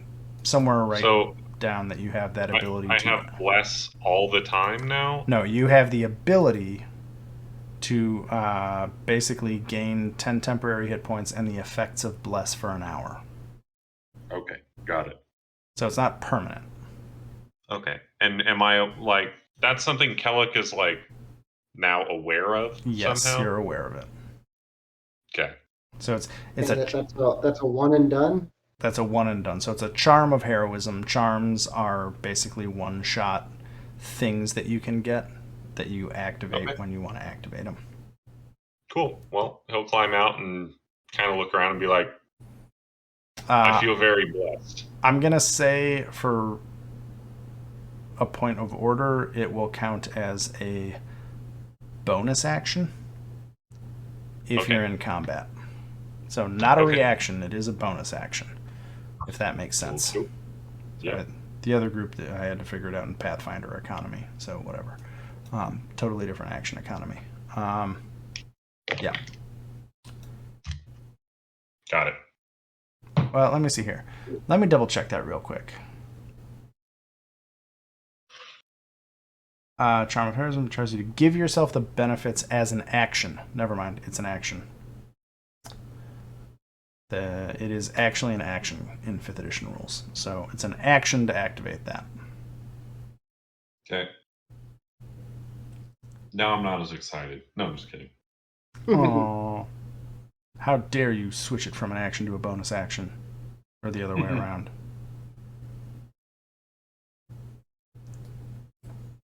Okay. So you two have both gone in the sphere and come out. Wilros would like to give it a try. Sure. I'm going to dispense with all the descriptions. Basically, roll a D100 for me. 88. See compendium. Items. Sorry, I'm looking up what this actually is.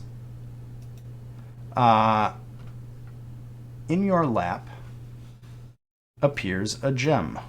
You know that it is a gem of brightness. So let me open your character sheet. Well, that's pretty useful. And give you a gem of brightness. Prism has 50 charges. While you are holding it, you can use an action to speak one of 3 command words to cause one of the following to happen. The first causes the gem to shed bright light in a 30-foot radius and dim light for an additional 30 feet. This effect does not expend a charge. It lasts until you use a bonus action. So basically you can turn it on or off. Or you use another effect. The second command word expends 1 charge and causes the gem to fire a brilliant beam of light at one creature you can see within 50 feet. It must succeed on a DC 15 con saving throw or be blinded for 1 minute. It can repeat the saving throw each turn. The third command word expends 5 charges and causes the gem to flare with blinding light in a 30-foot cone. Every creature in the cone must make a saving throw as if struck by the beam created with the second command word. Once all of the gem's charges are expended, the gem becomes a non-magical jewel worth 50 gold. Damn. Can I add charges to this? Come on. I'm going to try and add charges. Activation cost. No. Effect. Details. Can I not change this?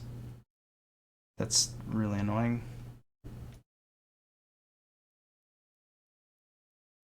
Oh. Thanks for that. Yeah, I don't know. If you use it 10 times, I guess it'll use that up. Anyway. So you have that. Thank you. Thank you. All right. I guess I'll go next.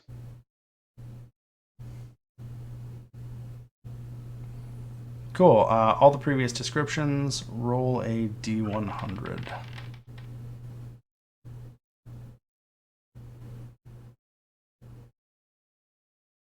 Uh, 31. The sun-shaped orb on the Armillary Sphere splits open, spilling 5,000 gold onto the floor. Holy shit. Oh, Nice. that's a lot of gold.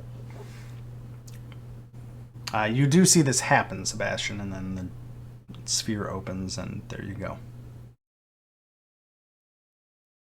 Well, I guess I will collect up the gold. You have 5,000 gold. Dang. I guess you can go start an orphanage. Instead of burning it down. Hey, wasn't that Sarath and Xanthiel who did that? I don't think you guys have actually burned down an orphanage. You just murdered. Why not? You murdered a bunch of kids inadvertently, but kept doing Well. it, so whatever. Yeah. They were technically evil. See, so it's justified. They're lawful good.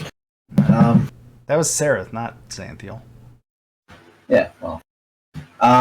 Wrong party. No, I meant Zendala, rather. My bad. Anyway. Pretty sure you cast Earthquake as well, so you don't get complete absolvement of Gosh. this. Yeah, well. Oh, I remember Technically. that session. I guess. Unless anyone else is gone, I think everyone is gone, isn't it? I'll go. Yeah, I think. Okay. Blah, blah, blah, roll a 1d100. Sorry. Wait, is it slash R100 or R slash?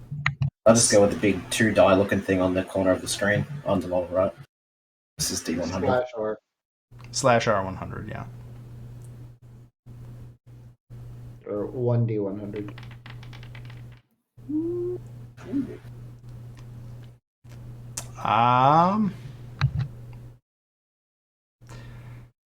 Oh, let's see here.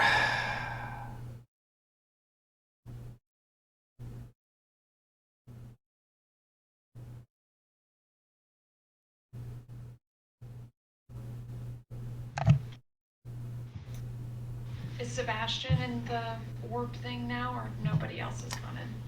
Gibbles Gibbles is just in. not- I'm gonna say.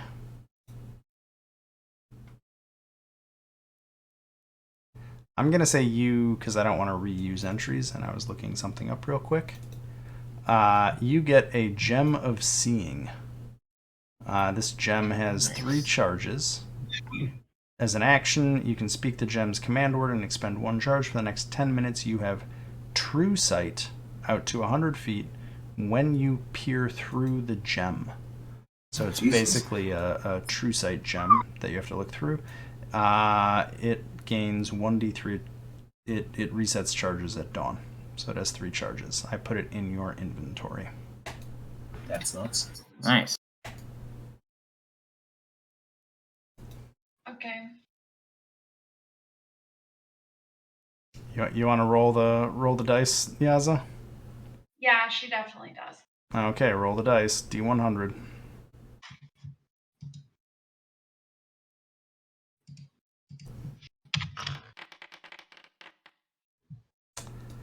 That already happened. And that can't happen twice. Huh, roll again. Want me to roll again?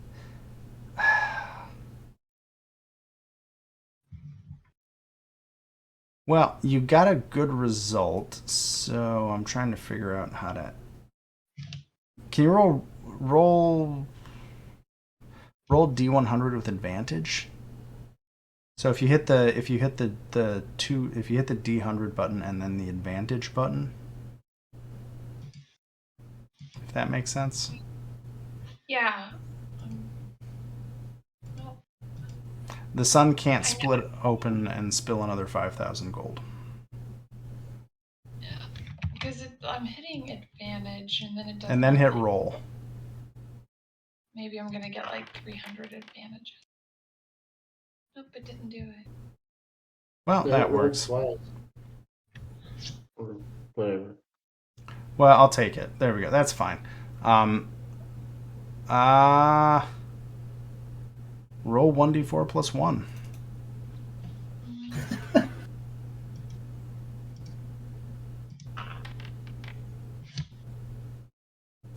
And I think what I'm going to do is I'm going to switch this up a little bit. Do you care about intelligence? Not really in particular. So here's what I'll say. If you want to roll a 1d6, I'm just going to go from the top and assign it to whatever that is. So gain 4 dexterity permanently. Damn. That's nice. That's actually really good. That's probably better than the intelligence for you, but that's fine. Cool. Yeah, that's what I was gonna say. Probably better than that for me. Well, because if you're not an int-based class in this game, int doesn't do a whole lot for you. No. And even my spell modifier is charisma. Yeah. For my so yeah, it really doesn't help me. Yeah, because in the other game, intelligence has uses for every character. It's not like a dump stat. But it was kind of funny for it to go to the charisma-based character and the strength-based character. Yeah, didn't Murakana get it? Yeah, which, well... So in the other game, two of the characters both rolled the max roll and got +5 int. It was amazing, and one of them was Arm. Yeah, and it was completely useless for an oracle who relies on charisma. Yeah, the barbarian gained 5 intelligence. So he's no longer stupid. Yeah, he actually made, well, he became momentarily the smartest person in the party, I think. It does make sense for his way of being an idiot savant about life. So, you know. I think, Xanthiel, you're the only person. Do you want to try it? Yeah, why not? Let's see what happens. Oh, I think that's... Okay.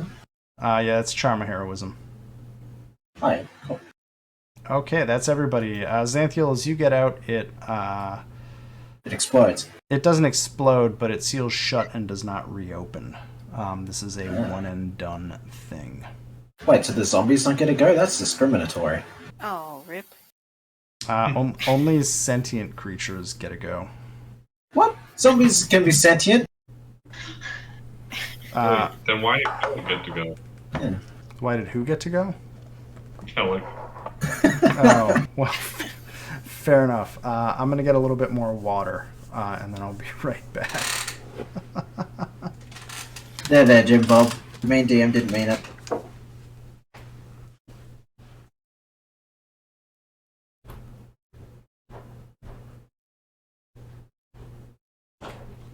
How much intelligence does a zombie have by default anyway? I'm assuming like 1.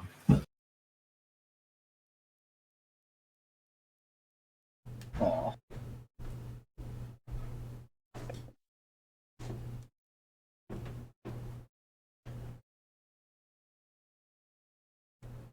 Oh boy, 22 int.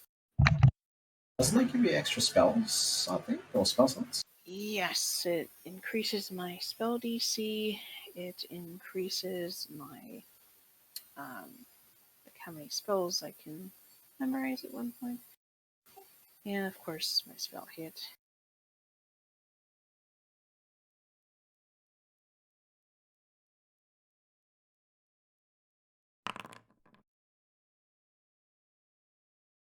My saving throw is insane.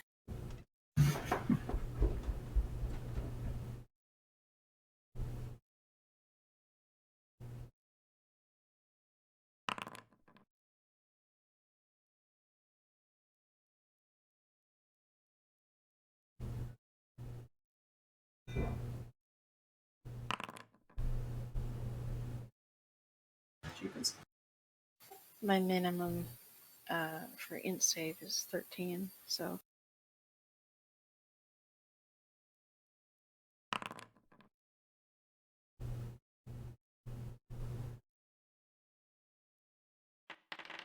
Yep.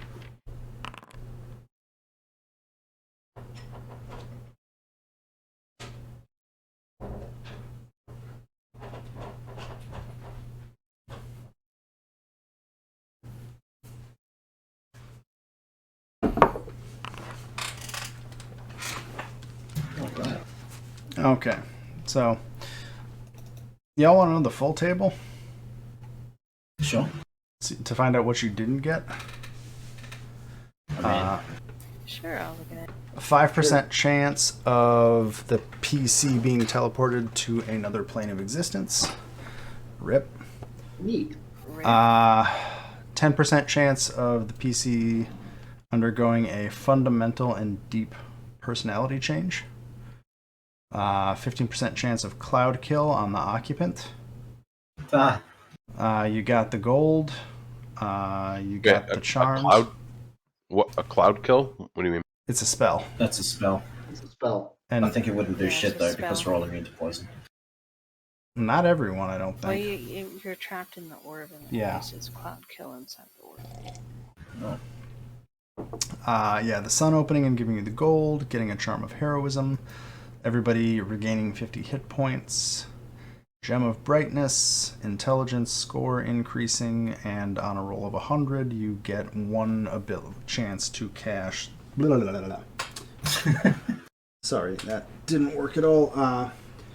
1% chance for the creature seated in the armillary chair granted the ability to cast Wish once. Oh, I was almost there. I Wish would is such a great spell. would not have let you do that Oh, because I wish for Akarak to be dead. yeah, Grim's like, yeah, you can teleport to another plane of existence, but you can't have Wish. To be fair, that is super broken. That's fine. Wish in Deck of Many Things is how you destroy a campaign. you know how I use Wish on my Accurate. 18th level wizard? What's I use that? it to heal people. What? Oh I yeah, use because it you can for, like, replicate the level No, spells. I was like when I was playing a wizard, I was like, let's get to this stage. Then that way I can clone myself. That would be amazing. Yeah, I use Simulacrum for that. I probably would have just done like 2 ability scores or something. I don't know. I'm not going to give Wish out at this point. Sorry. there are going to be no Decks of Many Things and no Wish because no. I mean, I love the deck of many things because I basically This was pretty close to Deck of Many Things. Yeah, I mean we got a lot of shit. So You got a bunch of stuff, but like, I don't care. Wish is I don't know. I think Wish is even whatever. I have opinions. I don't think it doesn't sound like it. It sounds like you're wishy-washy on the whole wish thing. Yeah. Once one of y'all actually gets to level 19 or 20 or whatever the hell level you need to be to actually cast Wish, we'll deal with that then. 17th level is when you Yep, first 17. your level slot. do I need to roll a DC to like jump No. across? Sweet. No, we strung up a rope bridge. Oh, but I wanted to leap majestically across the chasm. Well, you can Also, still do that, it's- I suppose. I think per the rules, it's almost impossible for anybody to fail this jump. So Oh, it- you it say has- that, but then I guess roll a 1, and then you will teleport Fall yourself dead. to another plane of existence and rip. yeah, that did happen to my other character. They didn't die.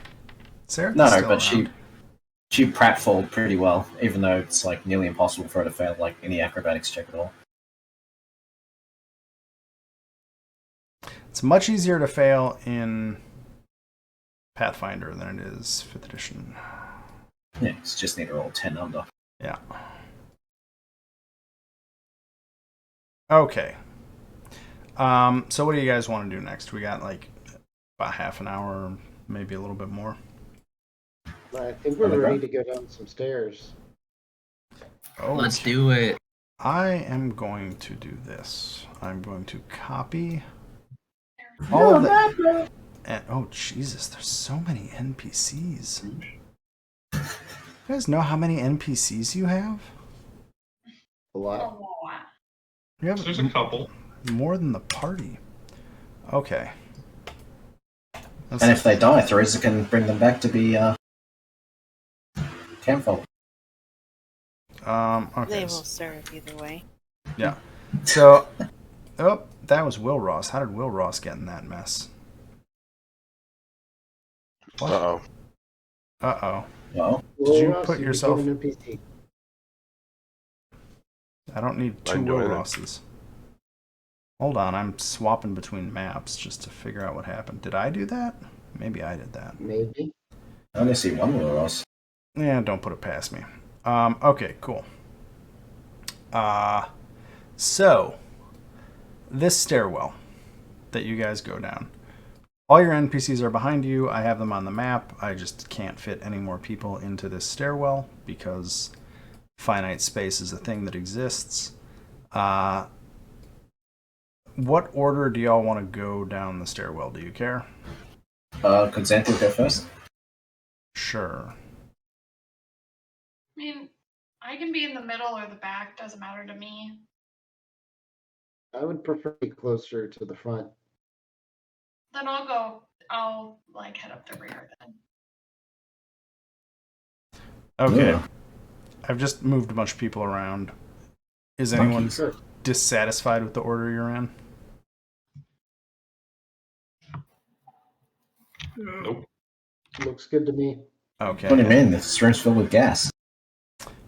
So, I'll say Xanthiel and Sebastian and Will Ross to some extent, just because I want to let you guys decide when to move into the room. You see before you a room filled with green smoke billowing out of a bronze cauldron in the middle of a 20-foot-high vaulted hall. Barely visible through the haze are 3 rocking chairs, several workbenches heaped with haberdashery, a spinning wheel, a rusty iron cage containing a prisoner, which is the thing that I'm pinging right now. Galleries on either side of the room stand 10 feet above the floor. So there's... Yeah. Well then. Yep, that's what you see. Okay. I will... Not even going to try to sneak with my frankly pathetic stealth score. How's the prisoner look? The prisoner in the cage looks like another one of those, almost like it's a person, but it looks malnourished and its skin looks loose. It's not really responsive right now as you walk up to it, and it almost looks like a incomplete version of one of those clones that you saw of yourselves throughout the tomb. So it's probably undead. Sebastian, do you have a way to sense if they're undead? Or Sure. I use my divine sense. Oh, that's interesting.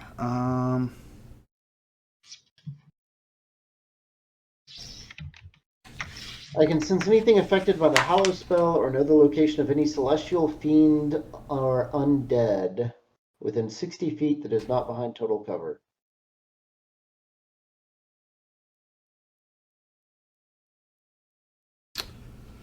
Sorry, I'm just looking some stuff up real quick. Let me I'm look. pretty sure it's a construct and not an undead, but that's just me. Celestial fiend or undead, right? Yep. Okay, sorry. I need to read that ability again real quick. 1 second.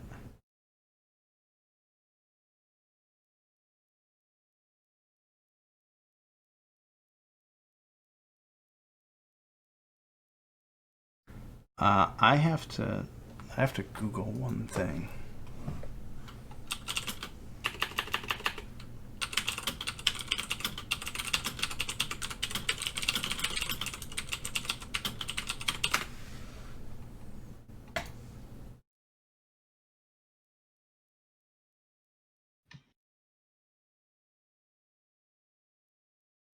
Okay. Cool. So the creature in the cage does not trigger your divine sense at all. Right. You do feel 3 other presences moving about the room. They are fiendish. You cannot see them. So I will say to Xanthiel, the thing in the cage is not undead. But there are 3 invisible fiends moving about the room. Ah, shit. Do I see any? I'm not sure if that's the right role. Would perception or medical or something like that be able to tell if they're living or? So with a 22 perception, some things you notice about this room: there are doorways up on the galleries, and there are 3 tiny figures to the south. They are not invisible. Like, you can see them on the map. The tokens are not hidden. Those figures are not invisible.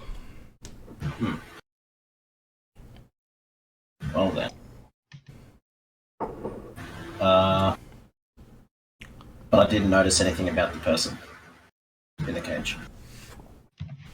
Not beyond the description I gave you.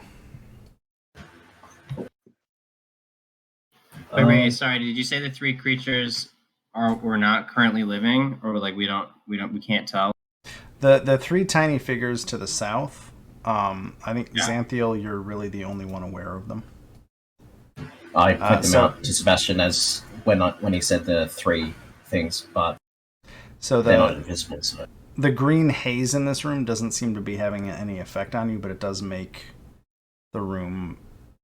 You kind of have to get close to things to see what they are, if that makes sense. Like, you can see. So I can't see them, but when he points, I'm like, yeah, that's where I sense the fiendish auras.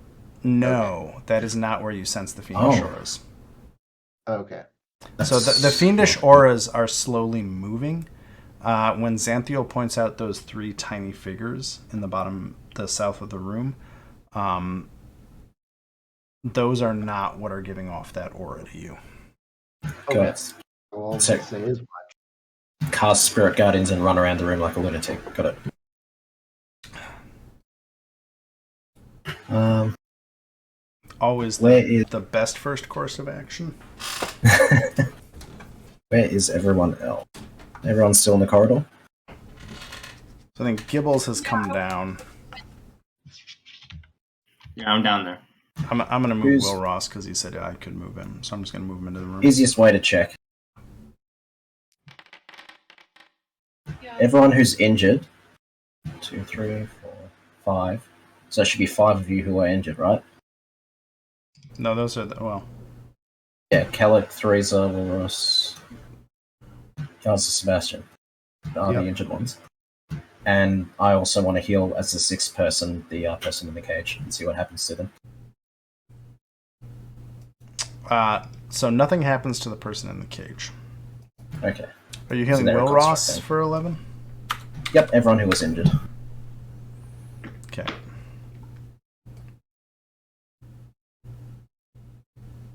Neat. Thank you. No worries.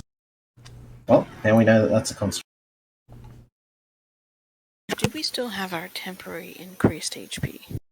It should be an increase to max, yeah. Yeah, you should still have that. Okay. Although I don't know if Pretty you've taken damage since that happened. I don't know. I have not been tracking everybody's increased hit points. Gibbles, as you get to the south side of the room.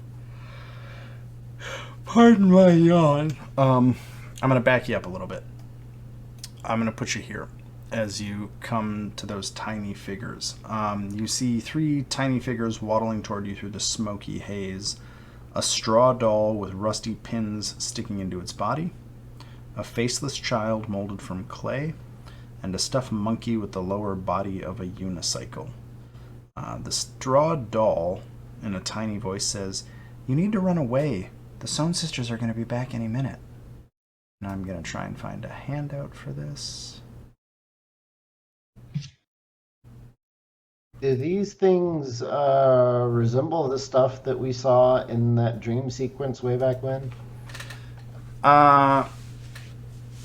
All of the skeleton keys kind of seemed like they would have matched, and all of this definitely seems of a type with that dream sequence.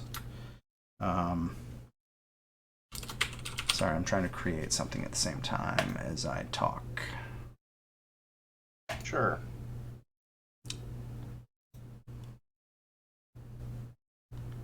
Where are they?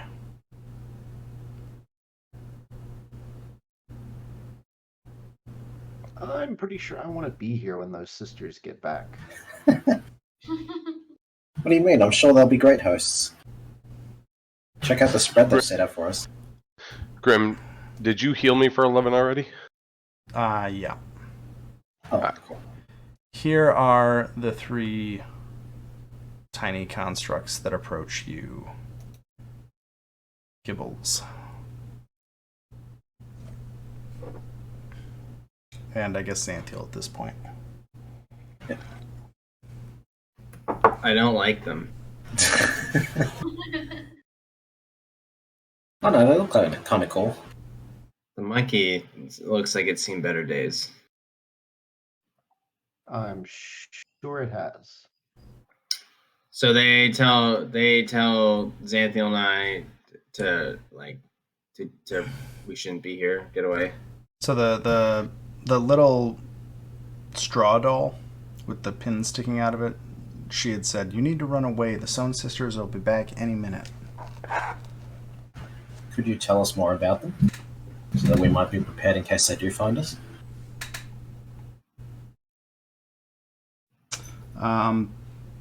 So the clay doll nods its head vigorously. The monkey tries to talk and just coughs. The little doll says, "Sorry, ask your question again." Could you tell us more about them, the sisters, so that we could be more adequately prepared for them?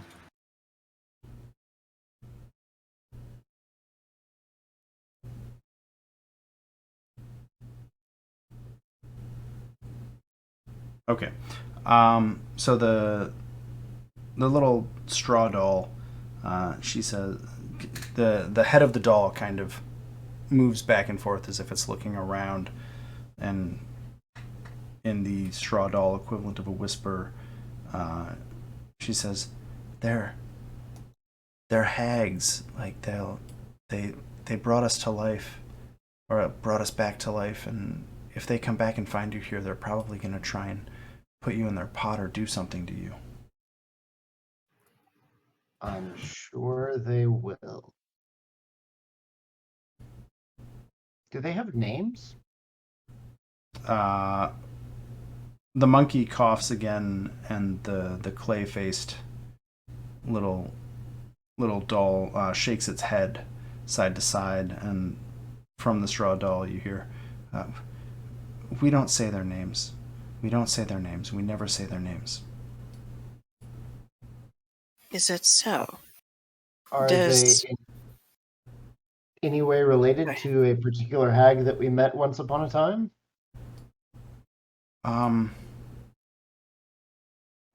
And so at this point, like so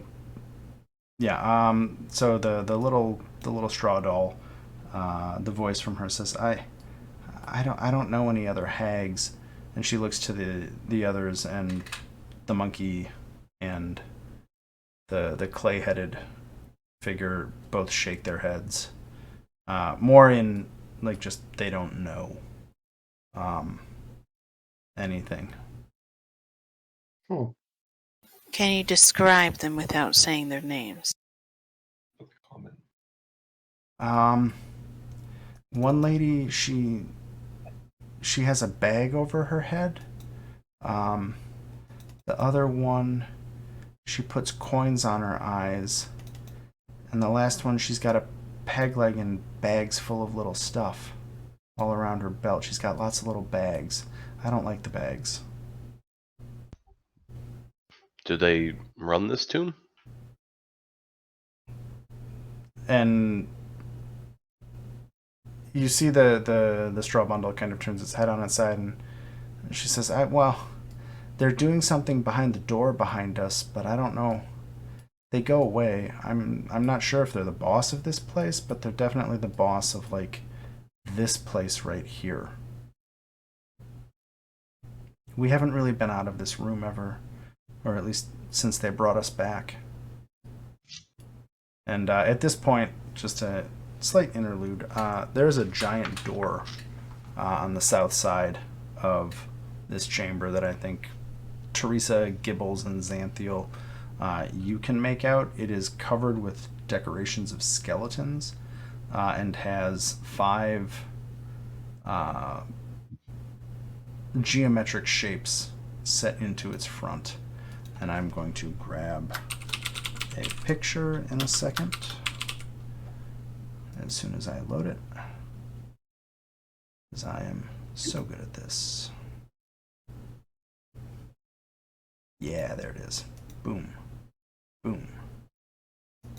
This is the door on the south side of the wall, or of the room.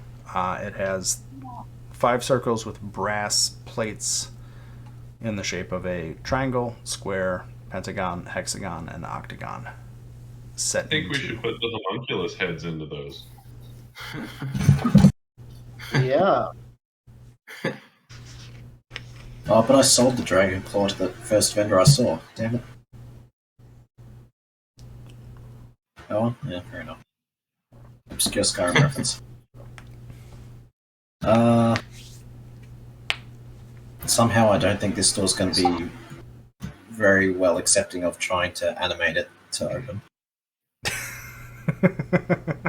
Somehow. I'm just gonna laugh. That's my answer. No, don't try to animate the door.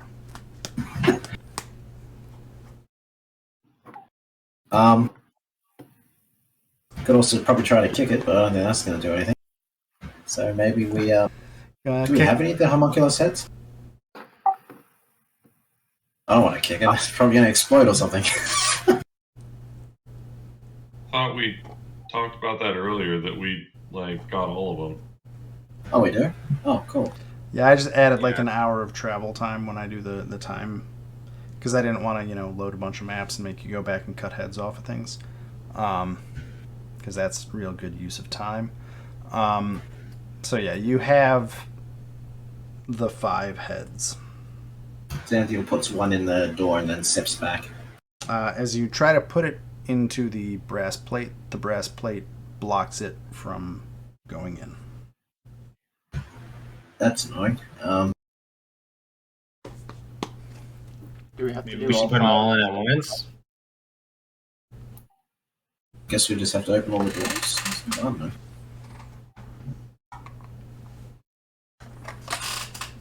Are these locked? Are you trying to open one of the doors on the galleries? To see if it's locked. But I guess that's the same thing, isn't it? We'd have to. Yeah, you would have to try to open it. Yeah, fair enough. Well, in that case, Xanthiel's got a lockpick. I'm gonna turn to the straw dolls and just ask, or the straw doll and ask, what lies between these doors? And I'll point to the two ones to the west and the one to the east.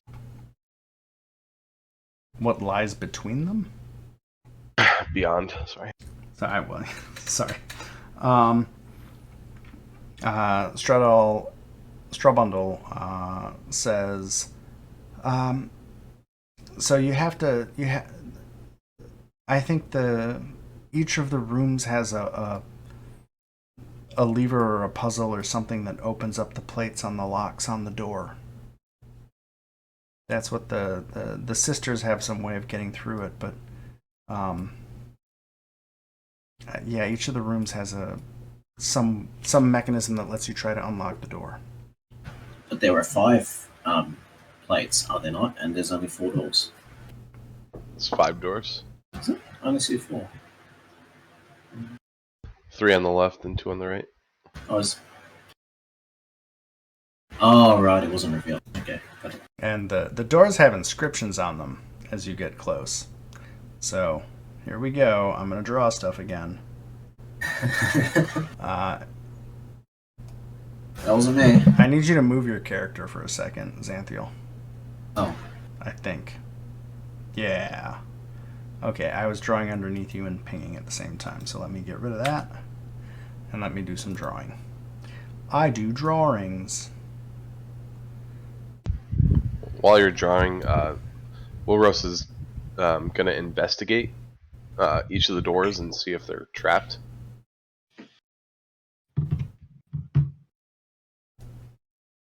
To save time, none of the doors have traps on them. Okay. I was going to say Kellic should probably open them if they do, because he's resistant to trap damage. So these are horrible drawings, but... Sorry, it's a... 2 circles, a triangle, square, and another circle. So there's a from the top, going... Okay, we got triangle, pentagon, hexagon, What? octagon, square. I'm really bad at drawing with a mouse. You might want to label them. I'm not going to try and figure out how to do that right now. Fair enough. Xanthiel goes for the door marked with the lower left circle. And The hexagon door. The Yes. lower left. The lower left circle. Oh god, I didn't even put room numbers on this map. This is 75. Okay. So, And- go ahead. she's going to kick the door as hard as she can. Wow, just rude. I know. In the door. You splinter it, but don't break it, because I know you're strong. So She puts her hoof through it and gets stuck.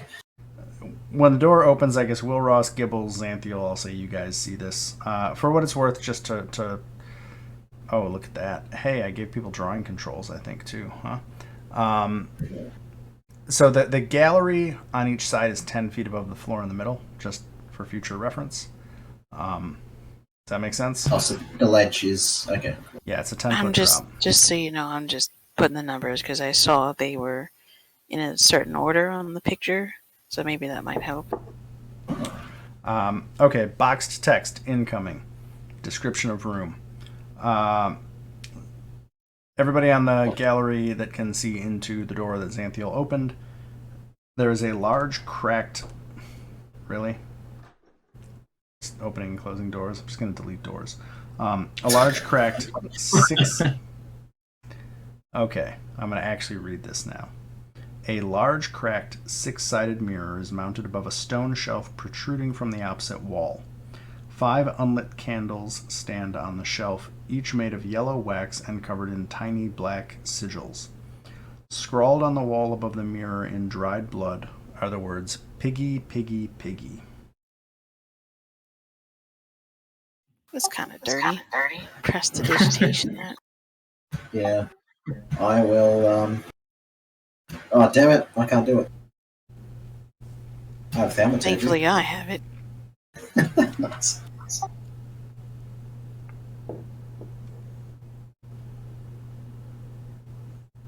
randomly clean out the blood.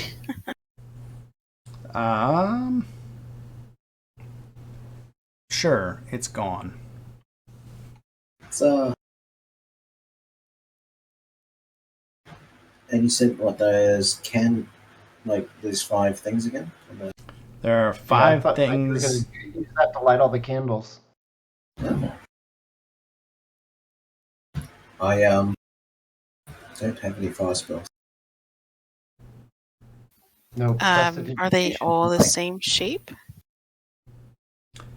Yes. Let's see here. Okay. Yes, they're all the same shape. Yeah. So the 5 candles on the shelf are all the same shape. I have a You tinderbox. want to light them up? Or you could use prestidigitation to light them. Yeah, that's what I was gonna do. Oh yeah, light the small candle hole. Yeah. Okay, I will light the 5 candles from 10 feet away with prestidigitation. No, then fuck with them with thaumaturgy. The 5 candles are lit.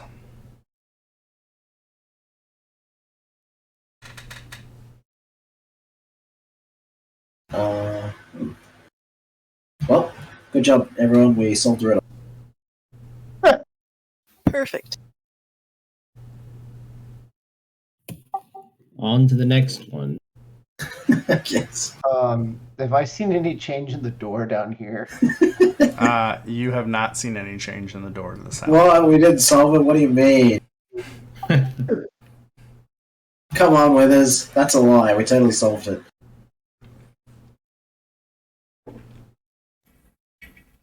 Well, I guess we... regret to inform you that that is not the solution to the riddle. Well, lighting the candles, but surely.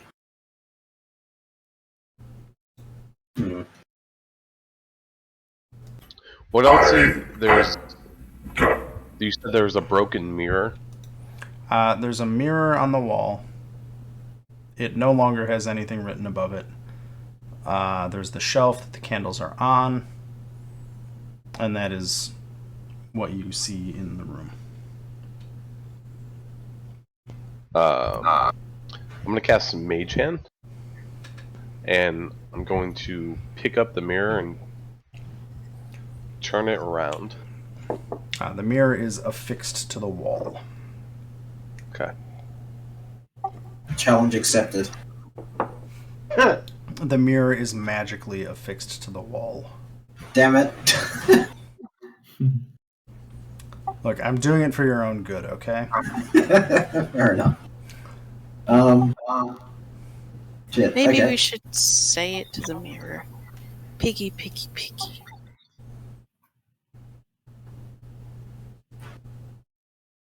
Nothing Anything happens. Do the candles look unusual in the mirror? The Maybe they're mirror, like vampire candles.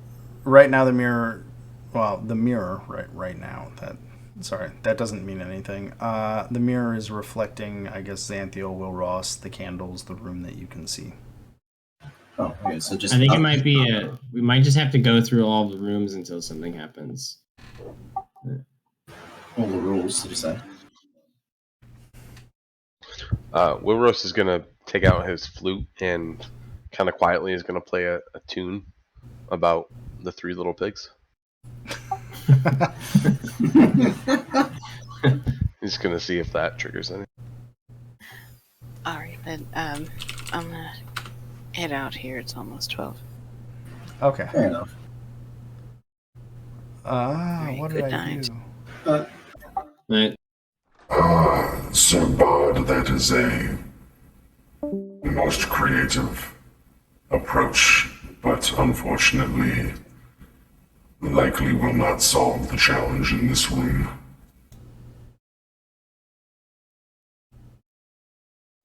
I'll just play one very sad note and put my flute away. Wah, wah, wah. Sorry, I don't know. Is the voice mod thing actually working, or am I just doing a silly voice? Yeah, That it's It worked. Oh, cool. I never know. Like, it's hit or miss when it works. It's not worked a few times, so I just ask each time.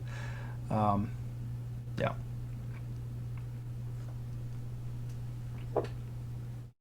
Well, I tip one of the candles upside down. It goes out. I lighted off one of the candles and put it back. You do so. Oh, I'm stumped.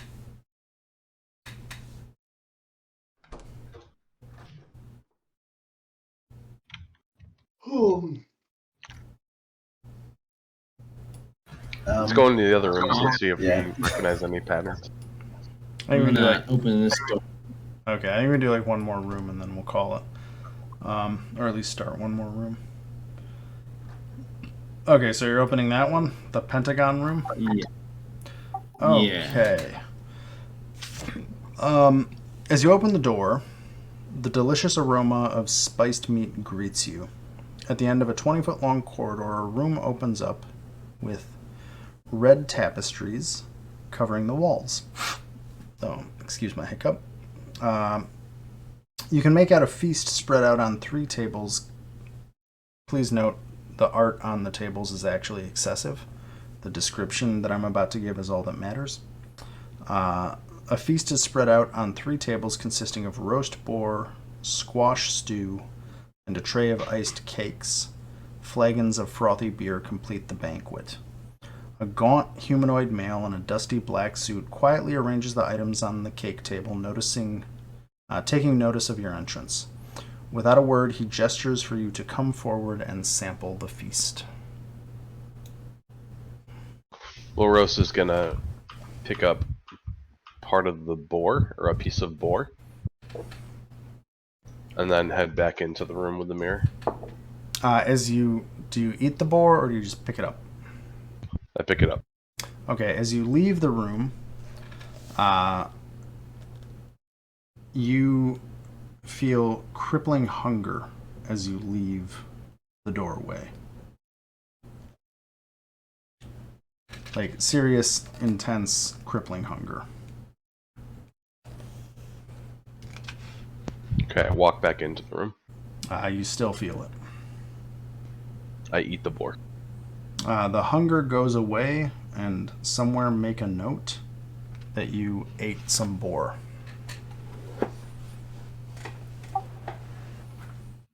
Can I take a sip of that frothy beer?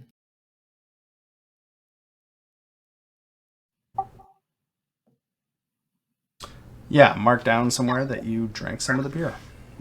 All right. And when I say mark it down, I mean seriously mark this down, because I'm going to ask you guys later what you did or did not eat or drink.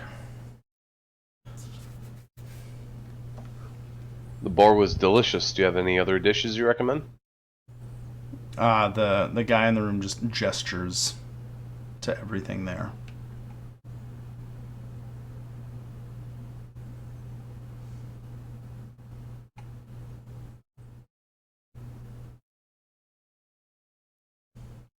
What else was there? Sweets? There is roast boar, squash stew, iced cakes, and flagons of frothy beer.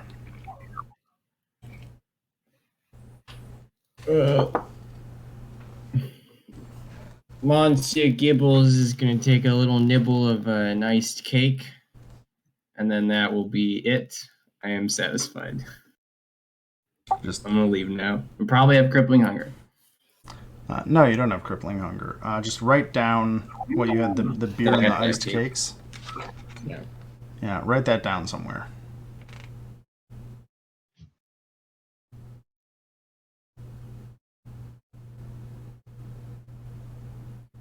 Wilros is going to exit the room as well.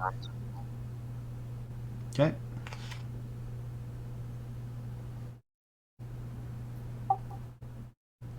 Alright.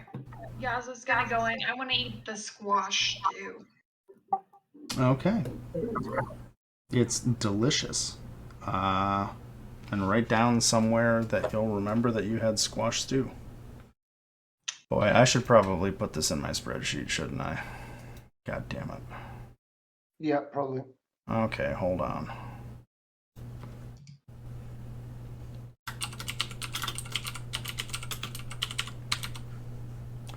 Okay, let's see here.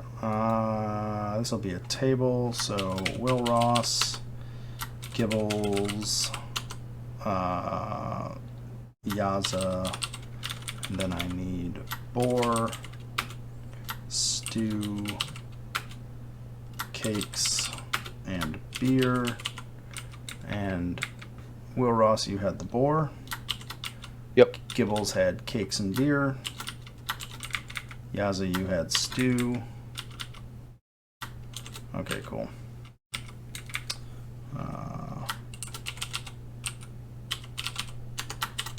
I'm just writing character names real quick. Will Ross, Gibbles, Yaza, Sebastian, Teresa, Kellic, and Dodgy. 1, 2, 3, 4, 5, 6. Am I missing anyone? I don't think so. Oh, okay. That's right.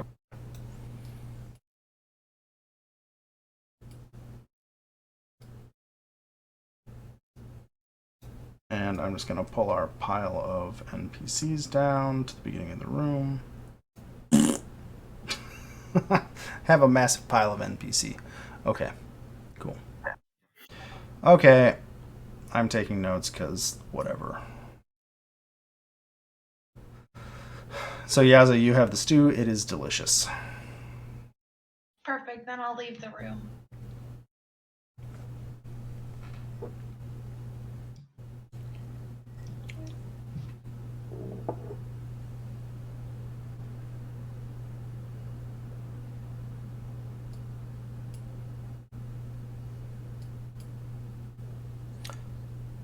Is anybody else doing anything?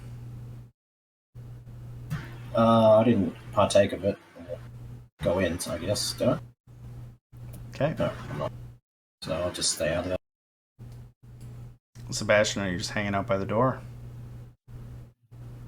Yeah, I'm looking to see if any of the brass covers go away. Nothing has happened. Okay.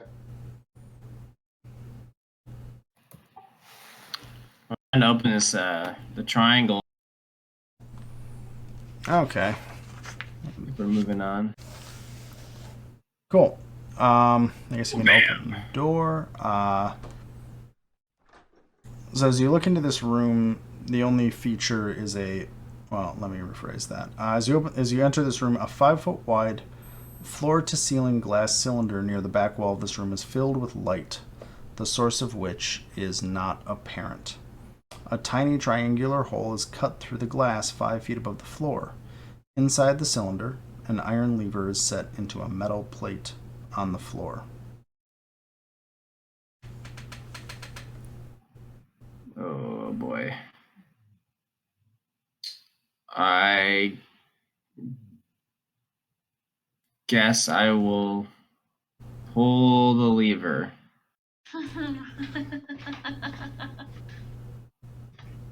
Let's do it. You cannot. The hole is too tiny for your hand to pass through. Oh, okay. So it's like in the cylinder, but yeah, so it's like there's a little opening, but I can't reach my hand in there. Correct. Okay. Can I cast Mage Hand and see if the opening is wide enough for Mage Hand to slip in?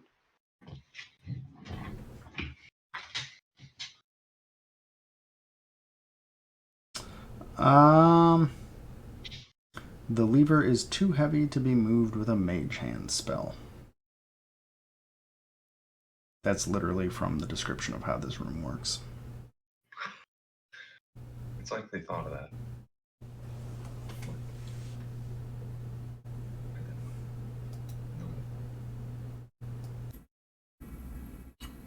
You may find that the geometry of each room is part of each puzzle.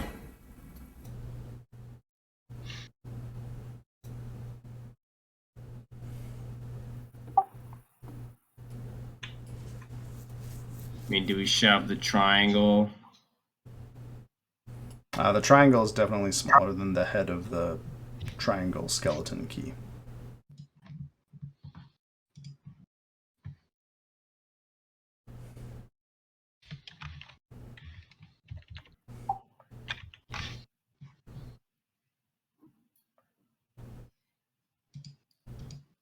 Gable's brain is working at a mean rate, and he's coming up with a whole lot of nothing.